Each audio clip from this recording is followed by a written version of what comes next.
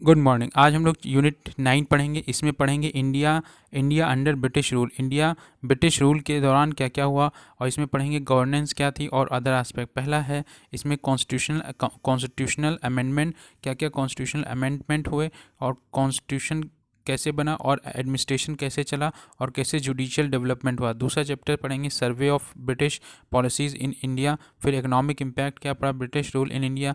Development of Indian press कैसे हुआ, development of education और प्लीजेंट मूवमेंट कैसे हुए, और movement in of the working class. पहला है कॉन्स्टिट्यूशनल एडमिनिस्ट्रेटिव और जुडिशियल डेवलपमेंट।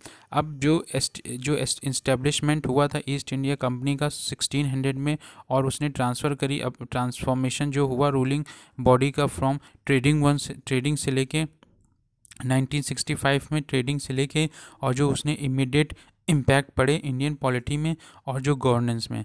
ये जो पीरियड 1773 से लेकर 1858 है, ये कंपनी रूल रहा। और उसके बाद जो ब्रिटिश क्राउन टिल 1947 ये विटनेस करती थी एक जो कॉन्स्टिट्यूशनल और जो एडमिनिस्ट्रेटिव चेंज आ रहे थे, और जो नेचर और जो ऑब्जेक्टिव था इन सभी चेंजों का, वो भी बहुत सीवियर सर्व कर रहा था जो ब्रिटिश इम्पीरियल आइडियोलॉजी थी। और इस तरीके से अनइंटेंशनली वो इंट्रोड्यूस करते हैं element of modern state into India's political और एडमिनिस्ट्रेटिव सिस्टम में। अब सबसे पहले जो कॉन्स्टिट्यूशनल डेवलपमेंट होता है बिटवीन 1773 से लेके 1858, जब बैटल ऑफ बक्सर होता है 1764 में। 1764 में बैटल ऑफ बक्सर के बाद जो ईस्ट इंडिया कंपनी है उसको दीवानी मिल जाती है। दीवानी मतलब जिसमें उसको कलेक्शन मिल जाता है, राइट टू कलेक्ट रेवेन्यू। तो इस तरीके से उसको दीवानी मिल जाती है तीन तीन स्टेट की, बंगाल, बिहार और उड़ीसा। एनुअल जो सब्सिडी होती है वो भी paid to the Mughal emperor और शाहजहाँ, सॉरी, एनुअल जो सब्सिडी है वो भी पेड करनी पड़ती है मुगल एम्परर को, शाह आलम टू को। और जो एनुअल पेंशन थी to the Nawab of Awadh, Shuja ud-Daula, Shuja ud-Daula. जो कंपनी है अपॉइंट करती है दो इंडियंस को एज अ डिप्टी दीवान, जिसमें मोहम्मद रेजा खान, और जो रेजा खान जो बंगाल के लिए, और राजा सिताब राय फॉर बिहार के लिए। 1967 में जो फर्स्ट इंटरवेंशन होता है इंडियन अफेयर्स के साथ बाय ब्रिटिश गवर्नमेंट, ये 1967 में ये डिमांड करते हैं 10% जो है शेयर इन प्लंडर, जो भी लूट पाट होती है 10%, और 4 बिलियन पाउंड्स एनुअली। 1965 से 72 तक एक डाउल सिस्टम यहाँ पे चलता है गवर्नमेंट का, जहाँ पे कंपनी जो है पूरी ऑथोरिटी होती है लेकिन उसके पास कोई रिस्पॉन्सिबिलिटी नहीं होती है। जो इंडियन होते हैं वो रिप्रेजेंट कर रहे होते हैं, उनके पास रिस्पॉन्सिबिलिटी होती है लेकिन कोई ऑथोरिटी नहीं होती। इस तरीके से ये कंटिन्यू रहता है लगभग 7 साल तक। ये जो पीरियड था 65 से लेकर 72 तक, ये 7 साल का पीरियड जो होता है डाउल सिस्टम चलता है। और उसके बाद जो ये पीरियड होता है इसमें क्या होता है देखने को, एक रैम्पट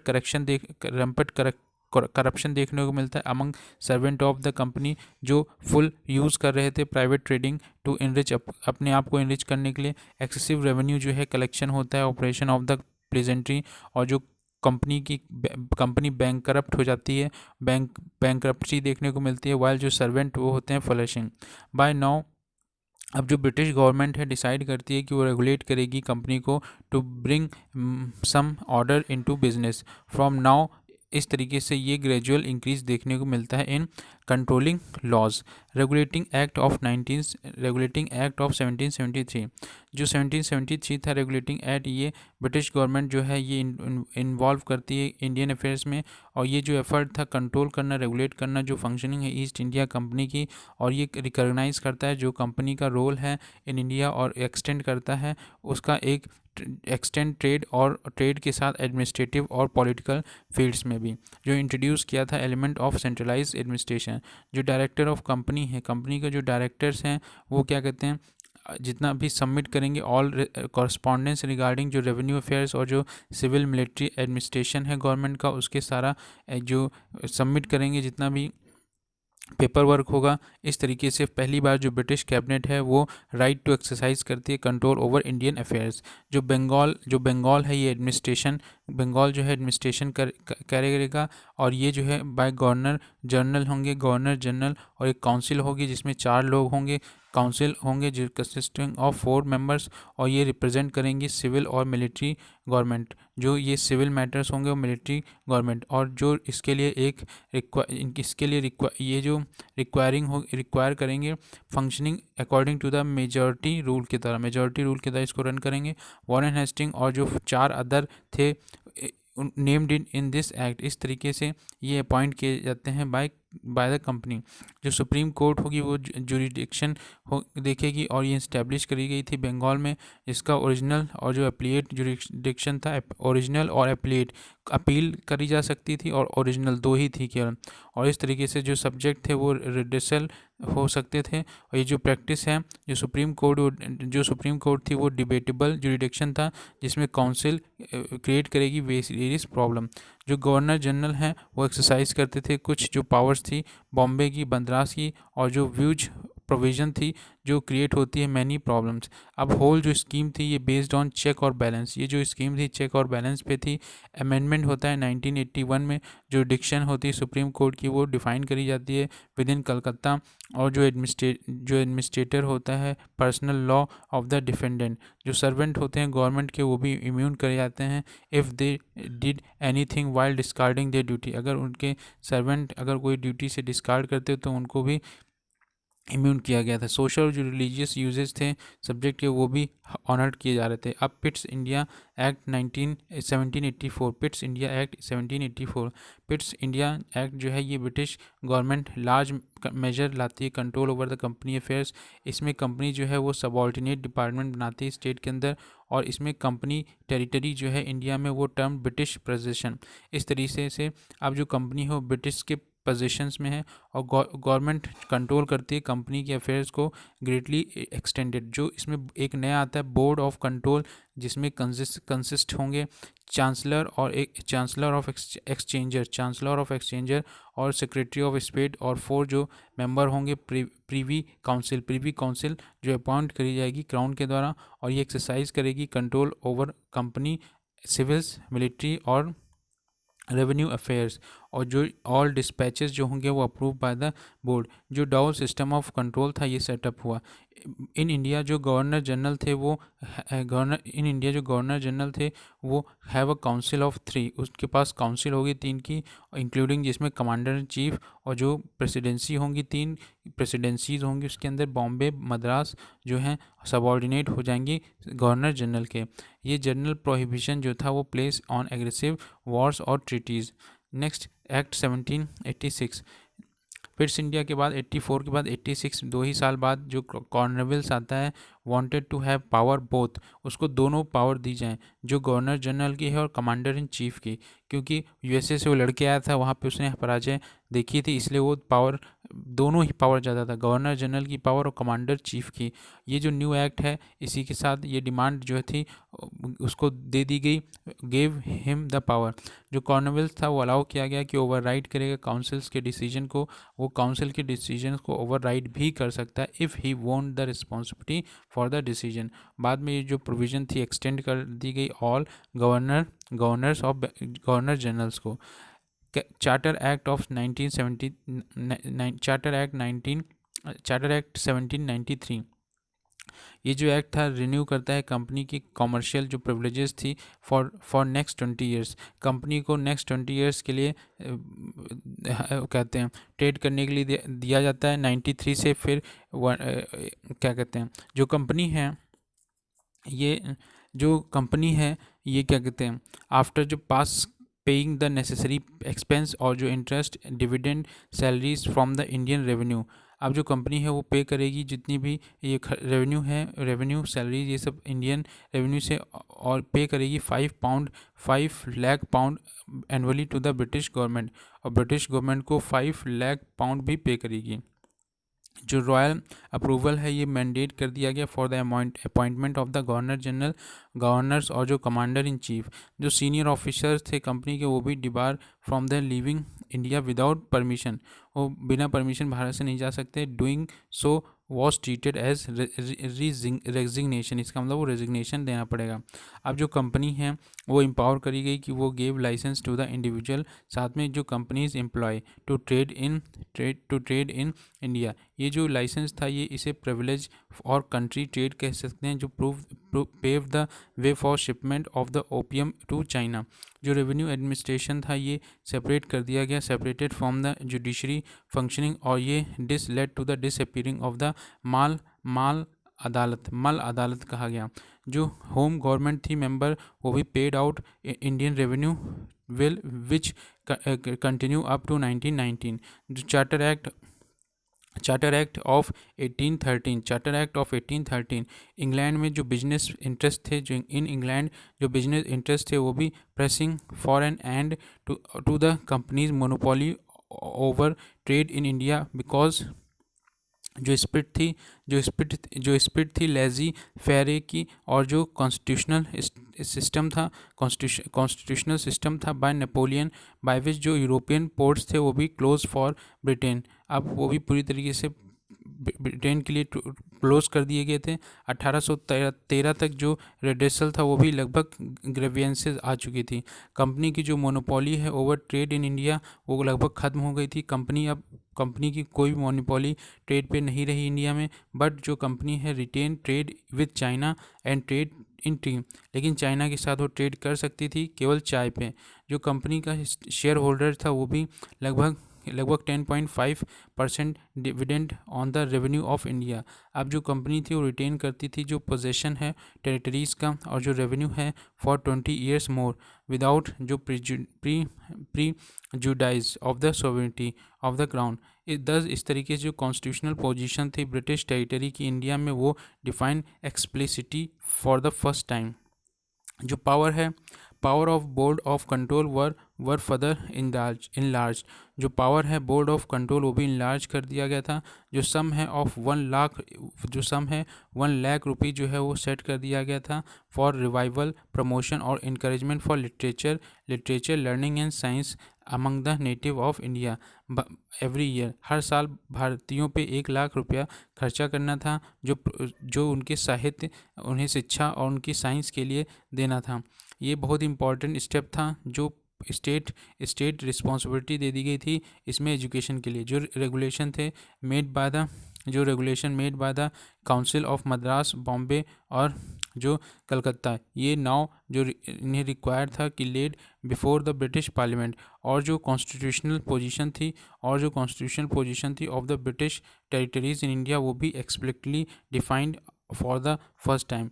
जो सेपरेट इस तरीके से जो सेपरेट अकाउंट जो है वो kept regarding the commercial transactions, और जो टेरिटोरियल रेवेन्यूज़। जो पावर ऑफ सुपरिंटेंडेंस और जो डायरेक्शन है बोर्ड ऑफ कंट्रोल वो भी not only defined but also enlarge कर दिया गया कंसिडरेबली। जो क्रिश्चियन मशीनरीज हैं उनको परमिट किया गया कि वो इंडिया आ सकते हैं और अपना धर्म भी प्रचार कर सकते हैं। ये बहुत इंपॉर्टेंट बात थी कि क्रिश्चियंस को अलाउ कर दिया गया 1813 में कि भैया वो इंडिया आ सकते हैं और अपना धर्म प्रचार कर सकते हैं। कंपनी का राइट छीन लिया गया। अब वो ट्रेडिंग कंपनी नहीं रही, बस चाइना के साथ ट्रेडिंग कर सकती है केवल चाय में। चार्टर एक्ट 1833 बहुत इंपॉर्टेंट था। ये जो लीज थी 20 साल की कंपनी की वो फर्दर एक्सटेंड कर दी गई। ये क्या कहते हैं जो टेरिटरी है इंडिया में, और इस तरीके से govern in the name of crown. जो कंपनी की मोनोपोली थी ओवर ट्रेड विद चाइना और टी, ये भी एंड कर दी गई। अब 1833 तक चाइना के साथ ट्रेड हो रही थी वो भी बंद कर दी गई। ऑल जो रिस्ट्रिक्शन थी यूरोपियन इमाइग्रेशन पे लगा दी गई। All restriction on European immigration and जो acquisition of property in India were lifted. और इस तरीके से ये रास्ता था होल स्केल जो यूरोपियन कोलोनाइजेशन भारत में। और भारत में इन इंडिया जो फाइनेंशियल लेजिस्लेटिव और जो administrative centralisation of the government was in vest. पूरा का पूरा जो सेंट्रलाइजेशन था, चाहे फाइनेंशियल को लेकर देखिए, चाहे लेजिस्लेचर और जो एडमिनिस्ट्रेटिव, तीनों जो हैं ये गवर्नमेंट सेंट्रलाइजेशन चला जाता है। और इस तरीके से जो गवर्नर जनरल होते हैं उनको पावर दी जाती है कि सुपर इंटेंड करेंगे कंट्रोल और डायरेक्ट ऑल सिविल और जो मिलिट्री अफेयर्स थे कंपनी के। अभी जो सब्सिडी थी वो हटा दी गई। अब डायरेक्टली जो है गवर्नर जनरल के हाथ में पावर आ गई और ये सुपरिंटेंड करेंगे, कंट्रोल करेंगे डायरेक्ट ऑल द सिविल और जो मिलिट्री अफेयर्स हैं कंपनी के।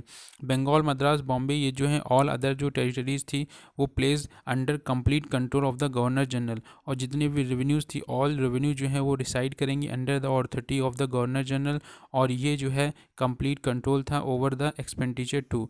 अब जो गवर्नमेंट है मद्रास, बॉम्बे, वो drastically deprive of their legislative power and left with the right of proposing to the governor general the project of law which they thought to be explain. और इस तरीके से जो बॉम्बे और जो मद्रास था ये भी इनको जो क्या कहते हैं लेजिस्लेटिव पावर जो थी वो क्या कहते हैं छीन ली गई और इस तरीके से सेंट्रलाइज कर दिया गया।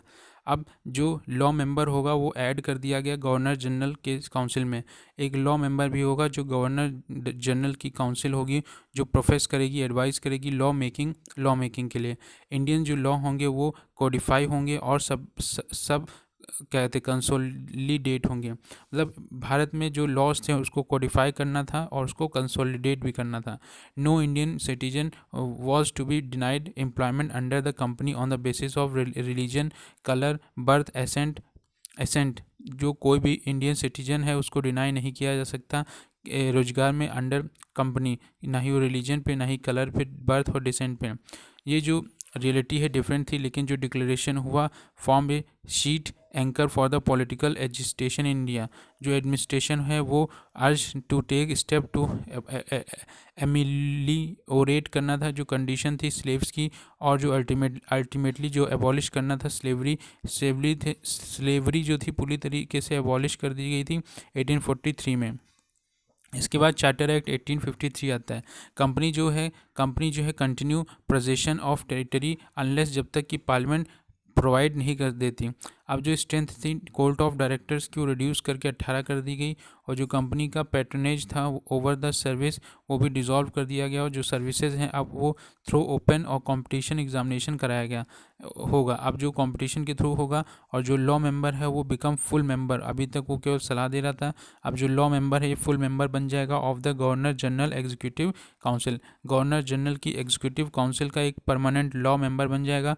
जो सेपरेशन है एग्जीक्यूटिव और legislative function of the government of British India ये प्रोजेस करेगा with the inclusion of 6 additional member of the legislature purpose. जो लोकल रिप्रेजेंटेशन है वो भी इंट्रोड्यूस की गई इंडियन लेजिस्लेचर। जो लेजिस्लेटिव विंग है came to known as the Indian Legislative Council। बाद में एक लॉ बनाया गया जो प्रोमुलगेट कर रहा था needed the ascent of the governor general, और ये जो गवर्नर जनरल हैं vote any bill of the legislative council.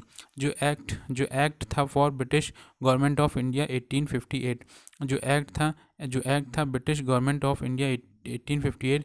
1857 में जो रिवोल्ट हुआ उसके बाद जो कहते हैं एक्सपोज किया गया कंपनी की लिमिटेशंस को, और इस तरीके से जो एडमिनिस्ट्रेशन था वो कॉम्प्लेक्स सिचुएशन में चला गया। बाद में क्या कहते हैं जो अकाउंटेबिलिटी थी, और जो 1858 का एक्ट था ये रेटिफाई करता था एबनॉर्मली पहला कि इंडिया जो है अब वो was to be govern by और is name of the crown. अब जो रिवॉल्ट ऑफ 1857 के बाद जो ईस्ट इंडिया कंपनी लगभग बंद हो गई, इंडिया जो है गवर्न किया जाएगा वो क्या कहते हैं ग्राउंड के द्वारा। इसके लिए एक सेक्रेटरी ऑफ स्टेट होगा जिसमें काउंसिल होगी, 15 मेंबर की काउंसिल होगी सेक्रेटरी ऑफ स्टेट। और ये जो इनिशिएटिव है फाइनल डिसीजन था वो भी सेक्रेटरी ऑफ स्टेट लेगा, और जो काउंसिल है ये just advisory in nature. Council जो होगी एडवाइजरी इन नेचर होगी, लेकिन सेक्रेटरी ऑफ स्टेट जो है डिसीजन लेगा। इस तरीके से डॉवल सिस्टम जो इंट्रोड्यूस किया गया था Pitt's India act came to end. इस तरीके से पिट्स इंडिया एक्ट में जो 2 कोर्ट ऑफ डायरेक्टर्स और कहते हैं बोर्ड ऑफ डायरेक्टर्स ये चलता था ये सब बंद हुआ। Governor general became the viceroy, और उसकी जो his Prestige if not authority, वो एक प्रेस्टीज है ना कि कोई ऑथोरिटी इंक्रीज। जो एजम्पशन था जो पावर है बाय द क्राउन वो क्या कहते हैं वो फॉर्मेलिटी रादर देन सब्सटेंसेस। और ये जो डिसेंट बरियल था वो लगभग ऑलरेडी डेड हॉर्स था कंपनी के एडमिनिस्ट्रेशन के लिए। अब जो डेवलपमेंट हुआ आफ्टर 1858 टिल इंडिपेंडेंस तक, अब उसके बाद जब रिवॉल्ट ऑफ 1857 हुआ, तो उसके बाद 1857 के 8 के बाद इंडिपेंडेंस। अब पहले जैसे ही पहला एक इंडियन काउंसिल एक्ट आता है, इंडियन काउंसिल एक्ट 1861। जो काउंसिल एक्ट होता है 1861, ये एक्ट मार्क करता है एक advance in the principle of representation of non official and legislative body. जो लॉ मेकिंग बॉडी थी उसमें एक नॉन ऑफिशियल, मतलब अभी तक ऑफिशियल रिप्रेजेंटेशन होती थी, अब नॉन ऑफिशियल रिप्रेजेंटेशन भी होगी, बीन एक्सेप्टेड। और लॉ जो है वो मेड आफ्टर ड्यू डिलिब्रेशन, और जो पीसेस ऑफ लेजिस्लेचर ये भी चेंज कर दिया गया only by some deliberative process के द्वारा। लॉ मेकिंग जो है अब no longer seen the exclusive business of the executive. अभी तक एग्जीक्यूटिव जो जैसा लॉ चाहती थी वो बना रही थी, लेकिन अब जो लॉ है वो पूरी तरीके से एग्जीक्यूटिव के हाथ में नहीं रहेगा। जो पोर्टफोलियो सिस्टम है इंट्रोड्यूस किया गया बाय लॉर्ड कैनिंग ने पोर्टफोलियो सिस्टम भी लॉन्च किया। इसमें क्या होगा, मंत्री बनेंगे वो अपने अपने department, let the foundation of cabinet government in India. इस तरीके से कैबिनेट गवर्नमेंट भारत में बनी, जिसकी हर ब्रांच ईच ब्रांच जो होगी एडमिनिस्ट्रेशन करेगी, हैविंग इट्स ऑफिशियल हेड। उसका एक हेड होगा और एक स्पोक मैन होगा इन द गवर्नमेंट। जो कैबिनेट, इन्होंने कहा कि एक कैबिनेट गवर्नमेंट बनेगी, जो उसकी ब्रांच जो एडमिनिस्ट्रेशन करेगी उसमें एक ऑफिशियल हेड होगा और एक स्पोक पर्सन होगा इन द गवर्नमेंट। ये रिस्पॉन्सिबल होगा एडमिनिस्ट्रेशन के लिए। अब जो एक्ट है वो विजिटिंग जो लेजिस्लेटिव पावर है in the government of Bombay, Madras और any making provision for the institution of similar legislative council in other provinces, जो foundation of the legislative devaluation. साथ में जो लेजिस्लेटिव काउंसिल जो थी वो इस्टेब्लिश करी जाएगी बाय द एक्ट ऑफ 1861, जो पजेस करेगी कोई भी नो रियल पावर जो है और मैनी वीकनेस। जो काउंसिल है नॉट डिस्कस, ना ही उसमें काउंसिल में कुछ डिस्कस किया जाता था इंपॉर्टेंट मैटर, ना ही कोई financial matter at all without previous approval of the government. अब यहाँ पे कोई भी कंट्रोल नहीं था ओवर द बजट, और इस तरीके से ना ही कोई डिस्कशन होता था एग्जीक्यूटिव एक्शन को लेके। जो फाइनल जो पास कर दिया जाता था bill needed viceroy approval, viceroy की अप्रूवल चाहिए होती थी। इस तरीके से अप्रूव किया जाता था बाय द वाइसरॉय, और जो सेक्रेटरी ऑफ स्टेट थे ये डिसअलाउ कर सकते थे ऑफ लेजिस्लेशन। इंडियन जो एसोसिएटेड थे और as non official were member of elite sections only. जो नॉन ऑफिशियल मेंबर्स थे लॉ मेकिंग बॉडी में वो बड़े बड़े घराने के लोग थे। इंडियन काउंसिल एक्ट 1892 इन 1892, जब 1885 में इंडियन नेशनल कांग्रेस बनती है तो कांग्रेस देखना चाहती थी जो रिफॉर्म है काउंसिल्स के अंदर, तो जो रूट ऑफ ऑल रिफॉर्म्स से आता है। अब जो रिस्पांस होता है कांग्रेस का, वो डिमांड करते हैं लेजिस्लेटिव काउंसिल में लेजिस्लेटिव काउंसिल एक्सपेंड की जाए, और जो number of non official member हैं वो इंक्रीज़ किए जाएंगे बोथ इन द सेंट्रल और provincial legislative council bye the Indian council act 1892। जो लेजिस्लेटिव काउंसिल है ऑफ द गवर्नर जनरल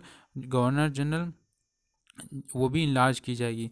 जो लेजिस्लेटिव काउंसिल है ऑफ द गवर्नर जनरल, जिसे इंडियन लेजिस्लेटिव काउंसिल कहते हैं, ये भी इनलार्ज की जाएगी। जो यूनिवर्सिटीज़ हैं, डिस्ट्रिक्ट बोर्ड हैं, म्यूनसिपैलिटीज़ हैं, जमींदार्स हैं, और जो ट्रेड बॉडीज़ हैं, चैम्बर्स हैं ऑफ कॉमर्स, वो भी एम्पावर करे जाएंगे to recommend member of the provincial council, और इस तरीके से इंट्रोड्यूस करे जाएंगे प्रिंसिपल ऑफ द रिप्रेजेंटेशन। इसी के साथ जो टर्म है इलेक्शन की वो भी फॉर्मली प्रोवाइड की गई इन द एक्ट, और जो एलिमेंट हैं इनडायरेक्ट इलेक्शन जो है accepted in the selection of some of the non official members. ये जो मेंबर होंगे लेजिस्लेचर के वो अब क्या कहते हैं इंटेंडेड टू एक्सपेंड करा जाएगा उनके व्यूज़ को अपॉन फाइनेंशियल स्टेटमेंट, जिसमें क्या कहते हैं made on the floor of the legislature. अब ये साथ में put questions with in their certain limits, और जो executive on the matter of public interest after giving 6 day notice. Indian council act 1909, जो पॉपुलरली से मॉर्ले मिंटो रिफॉर्म कहा जाता था, और ये जो एक्ट था पहली बार अटेम्प्ट की bring the representation of the popular element in the governance of a country. और इस तरीके से मॉर्ले मिंटो रिफॉर्म्स में पहली बार ये क्या कहते हैं जो रिप्रेजेंटेशन दी गई जो गवर्नेंस में बड़े बड़े लोगों को, और जो स्ट्रेंथ थी लेजिस्लेटिव काउंसिल वो भी इंक्रीज़ कर दी गई with regard with the central government. जो इंडियन मेंबर्स हैं वो फर्स्ट टाइम पहली जो इंडियन मेंबर हैं पहली बार एग्जीक्यूटिव काउंसिल जो गवर्नर जनरल की थी उसमें हमारे सत्येंद्र प्रसाद सिन्हा जो हैं उनको पहली बार Indian council Indian executive council में क्या कहते हैं लॉ मेंबर बनाया गया, मतलब वाइसरॉय के एग्जीक्यूटिव काउंसिल में लॉ मेंबर उनको बनाया गया। जो मेंबर थे प्रोविंशनल एग्जीक्यूटिव काउंसिल में वो भी इंक्रीज़ की गई, और जो पावर थी लेजिस्लेटिव काउंसिल बोथ सेंट्रल और प्रोविंशनल लेवल पे भी इंक्रीज़ की गई। इस एक्ट में कहा गया जो रियल पावर है रिमेन विद द गवर्नमेंट, जो रियल पावर होगी गवर्नमेंट और उसकी काउंसिल के साथ होगी, और were left with no function but criticism. लेकिन जो इंट्रोड्यूस किया गया एक सेपरेट इलेक्टोरेट और फॉर मुस्लिम को एक सेपरेट इलेक्टोरेट दिया गया, क्रिएट हुआ एक नई प्रॉब्लम साथ में। बिसाइड इसके अलावा जो सेपरेट इलेक्टोरेट थे मुस्लिम के लिए, जो रिप्रेजेंट करते थे excess of their population strength जो अकॉर्डिंग टू द मुस्लिम। अब जो इनकम क्वालिफिकेशन थी फॉर मुस्लिम वोट्स वो लोअर कर दी गई देन हिंदूज़। ये जो सिस्टम ऑफ इलेक्शन था वो वेरी इनडायरेक्ट था, और इस तरीके से जो रिप्रेजेंटेशन थी पीपल्स की एट लार्ज रिमेन रिमोट और अनरियल। अब गवर्नमेंट ऑफ इंडिया एक्ट 1919 ये जो था based popularly known as Montagu Chelmsford reforms, और ये अगस्त 1970 में ब्रिटेन गवर्नमेंट पहली बार डिक्लेयर करती है कि जो ऑब्जेक्टिव है वो gradually introduce responsible government India, वो रिस्पॉन्सिबल गवर्नमेंट लाना चाहते हैं इंडिया में, बट जो इंटीग्रल पार्ट रहेगी British empire. First world war के बाद ये आया था, और इस तरीके से ये एक्ट जो होता है 1990 क्लैरिफाई करा जाता है, और ये ओनली ग्रेजुएट डेवलपमेंट होता है self governing institution in India. बाद में जो ब्रिटिश पार्लियामेंट है नॉट सेल्फ डिटरमाइंड, जो पीपल ऑफ इंडिया, और ये डिटरमाइन करते हैं जो समय और manner of each step along the path of constitutional progress. इस तरीके से अंडर 1919 एक्ट जो इंडियन लेजिस्लेटिव काउंसिल थी सेंटर में वो भी रिप्लेस कर दी जाती है बाई क्रिमिनल। यहाँ पे बाई क्रिमिनल आ जाता है, मतलब राज्यसभा और लोकसभा की तरीके से बाई जो इंडियन लेजिस्लेटिव काउंसिल थी सेंटर में उसको रिप्लेस कर दिया जाता है बाई क्रिमिनल सिस्टम कंसिस्ट, जिसमें council of state upper house और जो लेजिस्लेटिव असेंबली लोअर हाउस, जो ईच हाउस था वो have a majority of members, जो हर एक हाउस में एक मेजॉरिटी ऑफ मेंबर्स होते थे जो डायरेक्टली इलेक्ट किए जाते थे। सो एक डायरेक्ट इलेक्शन जो था वो इंट्रोड्यूस किया गया, और जो फ्रेंचाइज थी वो रेस्ट्रिक्टेड रही। कुछ qualification was based on the qualification of property tax और एजुकेशन को लेके ये सभी को राइट नहीं दिया गया इलेक्शन के लिए। जो लोग पढ़े लिखे जो टैक्स पे करते थे, जो इनके पास क्वालिफिकेशन थी, जो प्रिंसिपल था कम्युनल रिप्रेजेंटेशन वो बढ़ा दिया गया, जिसमें सेपरेट इलेक्टोरेट रखे गए सिख के लिए, क्रिश्चियंस के लिए, एंग्लो इंडियंस और साथ में मुस्लिम के लिए। ये एक्ट इंट्रोड्यूस करता था डायरची इन द प्रोविंसेस में डायरची ला दी गई थी, जहाँ पे जो सब्सटेंशियल स्टेप जो ट्रांसफ़र करना पावर ट्रांसफ़र जो towards the transfer of power to the Indian people. जो प्रोविंशनल लेजिस्लेचर थी उसमें कंसिस्ट उसमें दो हाउस आ गए थे। प्रोविंसेस में प्रोविंशनल लेजिस्लेचर में दो हाउस थे, लेजिस्लेटिव काउंसिल और लेजिस्लेटिव असेंबली। अब जो क्या कहते हैं जो एक्ट था सेपरेट कर रहा था फर्स्ट टाइम जो प्रोविंशनल और सेंट्रल बजट। जो प्रोविंशनल लेजिस्लेचर था वो being authorise to make their budget, provincial level पे वो अपना बजट बना सकते थे। एक हाई कमिश्नर ऑफ इंडिया जो अपॉइंट किया गया, एक हाई कमिश्नर होगा इंडिया के लिए जो अपॉइंटेड होगा, वो होल्ड करेगा ऑफिस इन लंदन, वो अपना होल्ड करेगा office in London for 6 years, और जो उसकी ड्यूटी होगी कि वो देख रेख रखे जो इंडियन ट्रेड हो रही है यूरोप में। सम ऑफ द फंक्शन जो होंगे वो परफॉर्म करेगा by secretary of state for India. ये ट्रांसफ़र किया जाएगा टू हाई कमिश्नर। जो सेक्रेटरी ऑफ स्टेट इंडिया का है वो यूज़ करेगा to get his pay from the Indian revenue और now to be paid by British exchanger. अब ये अनडूइंग जो इनजस्टिस हो रहा था चार्टर एक्ट ऑफ 1973 का जो हो रहा था, अब दो जो इंडियन लीडर्स थे, पहली बार वो उनको एडमिनिस्ट्रेटिव एक्सपीरियंस हुआ कॉन्स्टिट्यूशनल सेटअप, जिसमें इस एक्ट में कोई फुलफिलमेंट जो डिमांड थी फॉर रिस्पॉन्सिबल गवर्नमेंट, जो मेजर थे पावर जो डिवॉल्यूव करी गई थी प्रोविंसेस में by demarcation of subject between centre और जो प्रोविंस, जो स्ट्रक्चर कंटिन्यू रहा यूनिटरी और सेंट्रलाइज में। डायरेक्टरी जो प्रोविंशनल सेक्टर में वो फेल करने लगी, और जो सेंट्रल लेजिस्लेचर था वो जहाँ पे मोर रिप्रेजेंटेटिव प्रीवियस लेजिस्लेटिव काउंसिलों के मुकाबले, और फर्स्ट टाइम जो था पावर वोट सप्लाई उन्हें दी गई, कोई भी पावर नहीं दी गई, जिससे कि जो गवर्नमेंट है और जो उसकी पावर है in the field of legislation या फिर फाइनेंशियल कंट्रोल में, ये लिमिटेड रही, और सब्जेक्ट जो overriding power of the governor general, उन सभी फील्ड में फाइनेंशियल और जो एडमिनिस्ट्रेशन लेजिस्लेचर थे उसमें गवर्नर जनरल की ही पावर बनी रही। साथ में जो एग्जिस्टिंग पावर थी वो वोट करने की any bill passed by the legislature on the revenue to reserve the same for the signification by the British monarch's pleasure. Governor General was given the power to secure the enactment of law which he considered essential for the safety, tranquility or the interest of British India or any part of British India. अब जो कोई भी law बनता था तो वो governor general जो होता है वो रख लेता था ब्रिटिश मोनार्च के पास भेजने के लिए, जिस अगर कोई खतरा देखता था कि सेफ्टी ट्रांसक्विटी या इंटरेस्ट ऑफ ब्रिटिश इंडिया में ना हो, उस ऐसे लॉ को वो पास नहीं करता था। अब जो इंडियन लेजिस्लेचर एक्ट था 1990, ये ओनली नॉन सोवरियन था, सोवरियन नहीं था लॉ मेकिंग बॉडी के लिए, और पावरलेस था, क्योंकि जो एग्जीक्यूटिव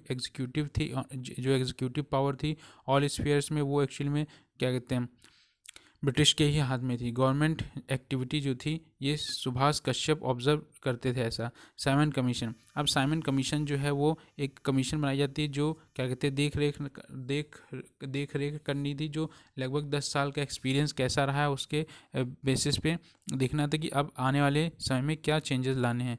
तो 1990 एक्ट जो प्रोवाइड किया गया था कि ये रॉयल कमीशन जो होगी अपॉइंट की जाएगी 10 ईयर आफ्टर जो एक्ट रिपोर्ट और इट्स जो वर्किंग है 1990 एक्ट का उसके लिए।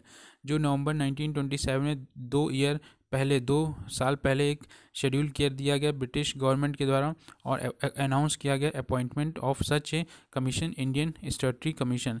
ये जो कमीशन था सबमिट करेगी अपनी रिपोर्ट 1930 में, और जो रिकमेंडेशन होंगी डायरेक्टरी, इसने रिकमेंड किया कि जो डायरेक्टरी है एबॉलिश होनी चाहिए, रिस्पॉन्सिबल गवर्नमेंट एक्सटेंड होनी चाहिए प्रोविंसेस में, और एक फेडरेशन होनी चाहिए ब्रिटिश इंडिया और प्रिंसली स्टेट जो इस्टेब्लिश हो, साथ में कम्युनल इलेक्टोरेट जो हैं वो कंटिन्यू रहनी चाहिए। अब 3 राउंड टेबल कॉन्फ्रेंस होती हैं called by the British government, जो कंसिडर करेंगे प्रपोजल, और जो साथ में सब्सिक्वेंटली जो white paper on the constitutional reform, ये published by the British government in March 1933, जिसमें कंटेन किया गया जो provinces for a federal setup और जो प्रोविजनल ऑटोनॉमी होगी। एक जॉइंट कमेटी होगी house of the British parliament, जो सेटअप करेगी under lord Linlithgow to further जो कंसिडरिंग द स्कीम, और ये जो रिपोर्ट है सबमिट की जाएगी इन 1934। सेड इसमें कहा गया जो फेडरेशन है वुड बी सेट अप, एक फेडरेशन सेटअप की जाएगी, और एटलीस्ट 50% जो इसमें प्रिंसली स्टेट जो हैं वो रेडी हो टू ज्वाइन इट। जो बिल है वो prepare on the basis of this report was passed by the British parliament, जिसे to become the government of India act 1935। अब जो गवर्नमेंट ऑफ इंडिया एक्ट है 1935, ये एक्ट जो है जिसमें 451 क्लॉजेज थे और 15 शेड्यूल थे। 451 क्लॉजेज और 15 शेड्यूल, ये कंटेम्पलेट किया गया था जो इस्टेब्लिशमेंट हुआ था ऑल इंडिया फेडरेशन, जिसमें गवर्नर के प्रोविंस और चीफ कमिश्नर्स भी थे। अब चीफ कमिश्नर प्रोविंस, और जिसमें इंडियन स्टेट जो है वो might exceed to the by united were to be included. जो ये इस तरीके से जो रूलर थे प्रिंसली स्टेट के, वो भी उनको भी विल अगर चाहें तो ज्वाइन कर सकते हैं, साइन कर सकते हैं इंस्ट्रूमेंट ऑफ एक्सेशन, और मेंशन कर सकते हैं जो एक्सटेंड बाय विच अथॉरिटी जो है वो surrender to the federal government. जो डायरेक्टरी थी वो रिजेक्ट कर दी जाती है बाय साइमन कमीशन, और ये प्रोवाइड करती थी for in A federal executive. जो फेडरल लेजिस्लेचर था वो भी 2 चैम्बर्स बनाता है, बाइकैमरल, और जो काउंसिल ऑफ स्टेट और जो फेडरल लेजिस्लेचर हैं इस असेंबली में। जो काउंसिल ऑफ स्टेट है वो वॉज टू ए जो इस काउंसिल ऑफ स्टेट जो अपर हाउस होगा वो परमानेंट हाउस बॉडी होगी, और जो प्रोविज़न होंगी जॉइंट सिटिंग की इन द केस अगर डेडलॉक बनता है बिटवीन द हाउस। और ये 3 सब्जेक्ट जो थे इसमें लिस्ट में, federal legislative list, provincial legislative list और कॉन्करेंट लेजिस्लेटिव लिस्ट। जो रेसिडरी लेजिस्लेटिव पावर थी, ये जो डिक्रेशन था ये गवर्नर जनरल के पास रहती हैं। बाद में जो बिल होता है वो पास किया जाता है, जो फेडरल लेजिस्लेचर और जो गवर्नर जनरल होते हैं वोट कर सकते हैं। इवन इफ़ जो एक्ट है असेंट लेना पड़ता था बाय द गवर्नर जनरल, और ये could B disallowed by the king in council. जो डायरची है प्रोविंसेस में वो एबॉलिश करी जाती है, और जो प्रोविंसेस होती हैं वो गिवन एटोनॉमी। और इस तरीके से डिस्टिंक्शन बिटवीन जो रिजर्व और ट्रांसफ़र सब्जेक्ट होते हैं एबॉलिश कर दिए जाते हैं। फुल रिस्पॉन्सिबल जो गवर्नमेंट होती है इस्टेब्लिश की जाती है, और subject to be certain safeguard रखे जाते हैं। जो प्रोविंसेस होती हैं वो डिराइव करती हैं अपनी पावर और जो अर्थी directly from the crown, British crown, और इस तरीके से इनको इंडिपेंडेंट फाइनेंशियल पावर और रिसोर्सेज जो हैं वो दिए जाते हैं। जो प्रोविंशनल गवर्नमेंट थी वो could borrow money on their own security. Provincial जो गवर्नमेंट थी वो पैसे बोरो कर सकती थी अपनी सिक्योरिटी के लिए। और जो प्रोविंशनल लेजिस्लेचर था वो फर्दर एक्सपेंड कर दिया गया बाय क्रिमिनल लेजिस्लेचर, जहाँ पे प्रोवाइड किया ये 6 प्रोविंसेस जो थी वहाँ पे प्रोवाइड किया गया। मद्रास, बॉम्बे, मद्रास मतलब आज का पूरा तमिलनाडु और पूरा आंध्र प्रदेश, बॉम्बे मतलब महाराष्ट्र, पूरा गुजरात, बंगाल मतलब पूरा बंगाल, और यूनाइटेड प्रोविंसेस बिहार और आसाम, और कुछ और अदर जो 5 प्रोविंसेस थी उसमें यूनिकेमनल लेजिस्लेचर ही रहा। जो प्रिंसिपल थी कम्युनल इलेक्टोरेट, वो क्या कहते हैं वेटेज जो थी फर्दर एक्सटेंड कर दी गई, जो डिप्रेस क्लास और वुमेंस और लेबर। इस तरीके से कॉमन इलेक्टोरेट जो थे डिप्रेस क्लास और वुमेन और लेबर के लिए भी बढ़ा दी गई। फ्रेंचाइज जो थी वो एक्सटेंड कर दी गई, जिसमें 10% जो होगी total population getting right to vote, 10% जो टोटल पॉपुलेशन होगी उसको वोट करने का अधिकार होगा। और ये एक्ट जो है प्रोवाइड करता था कि एक फेडरल कोर्ट होगी जो इस्टेब्लिश 1937 में हुई। बाद में इसे ओरिजिनल और एप्लीएट पावर्स दी गई, जो इंटरप्रेट करता था 1935 एक्ट को, और सेटल करता था इंटर स्टेट डिस्प्यूट। बट जो प्रीवी काउंसिल इन लंदन थी was to dominate this court. लेकिन जो प्रीवी काउंसिल इन लंदन थी वो इसको डोमिनेट करती थी। और Indian council of the secretary of state जो एबॉलिश कर दी गई। इंडियन काउंसिल ऑफ स्टेट ये सेक्रेटरी ऑफ स्टेट ये एबॉलिश कर दी गई। ऑल इंडिया एक फेडरेशन होगा जो विजुलाइज होगा in the act never came into being because कि जो अपोजिशन था from different parties of India. जो ब्रिटिश गवर्नमेंट है डिसाइड करती है कि वो इंट्रोड्यूस करेगी एक provincial autonomy on April 1 1937, but जो सेंट्रल गवर्नमेंट है continue to be govern in accordance with the 1990 act with minor amendment. जो ऑपरेटिव पार्ट होगा of the act of 1935 remain in force till August 15 1947।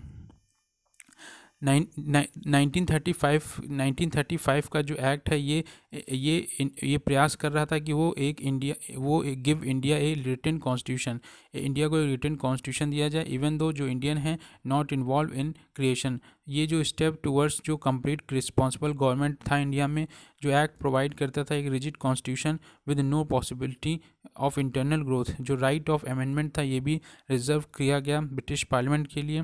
और जो extension था system of communal electorate, और जो representation था various interest जो promote करती थी सेपरेटिस्ट टेंडेंसीज जो क्यूमुलेट करती थी पार्टीशन के लिए। 1935 एक्ट जो है रिकमेंड कर रहा था लगभग, और जो सेक्शंस थे अनएमनेसली रिजेक्ट करता था बाय कांग्रेस।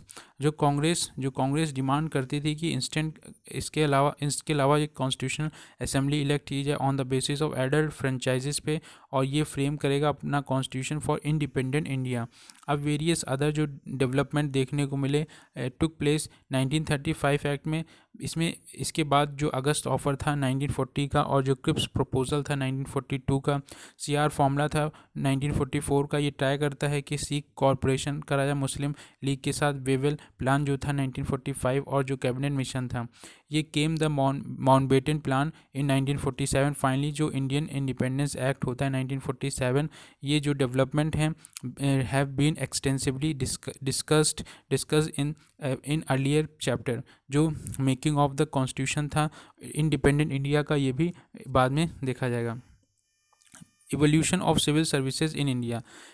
सिविल सर्विसेज जो थी भारत में, इसका एवोल्यूशन कैसे होता है, कैसे कैसे इवॉल्व होती हैं सिविल सर्विसेज नौकरशाही का भारत में। जो सिविल सर्विसेज सिस्टम था इंट्रोड्यूस किया गया था इंडिया में बाय ईस्ट इंडिया कंपनी, वो अपने बेनिफिट के लिए और फिर कॉमर्शियल अफेयर्स के लिए got transferred into well structured machinery जो लुक करती थी after administrative affairs of the acquired territory in India. जितनी भी टेरिटरी एक्वायर करी गई थी उसका एडमिनिस्ट्रेटिव अफेयर्स जो था, और ये पूरी स्ट्रक्चर मशीनरी थी जो कहते हैं पूरा कॉमर्शियल अफेयर्स को ट्रांसफॉर्म करता था।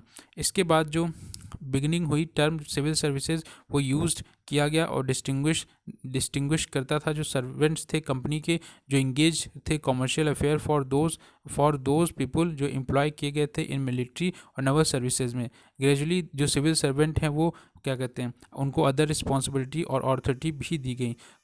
लॉर्ड कॉर्नवालिस ये 1786 में आया था, 1786 में, जिसमें कमांडर इन चीफ और जो क्या कहते हैं लेजिस्लेटिव कमांडर चीफ और की भी शक्ति इनको दे दी गई थी।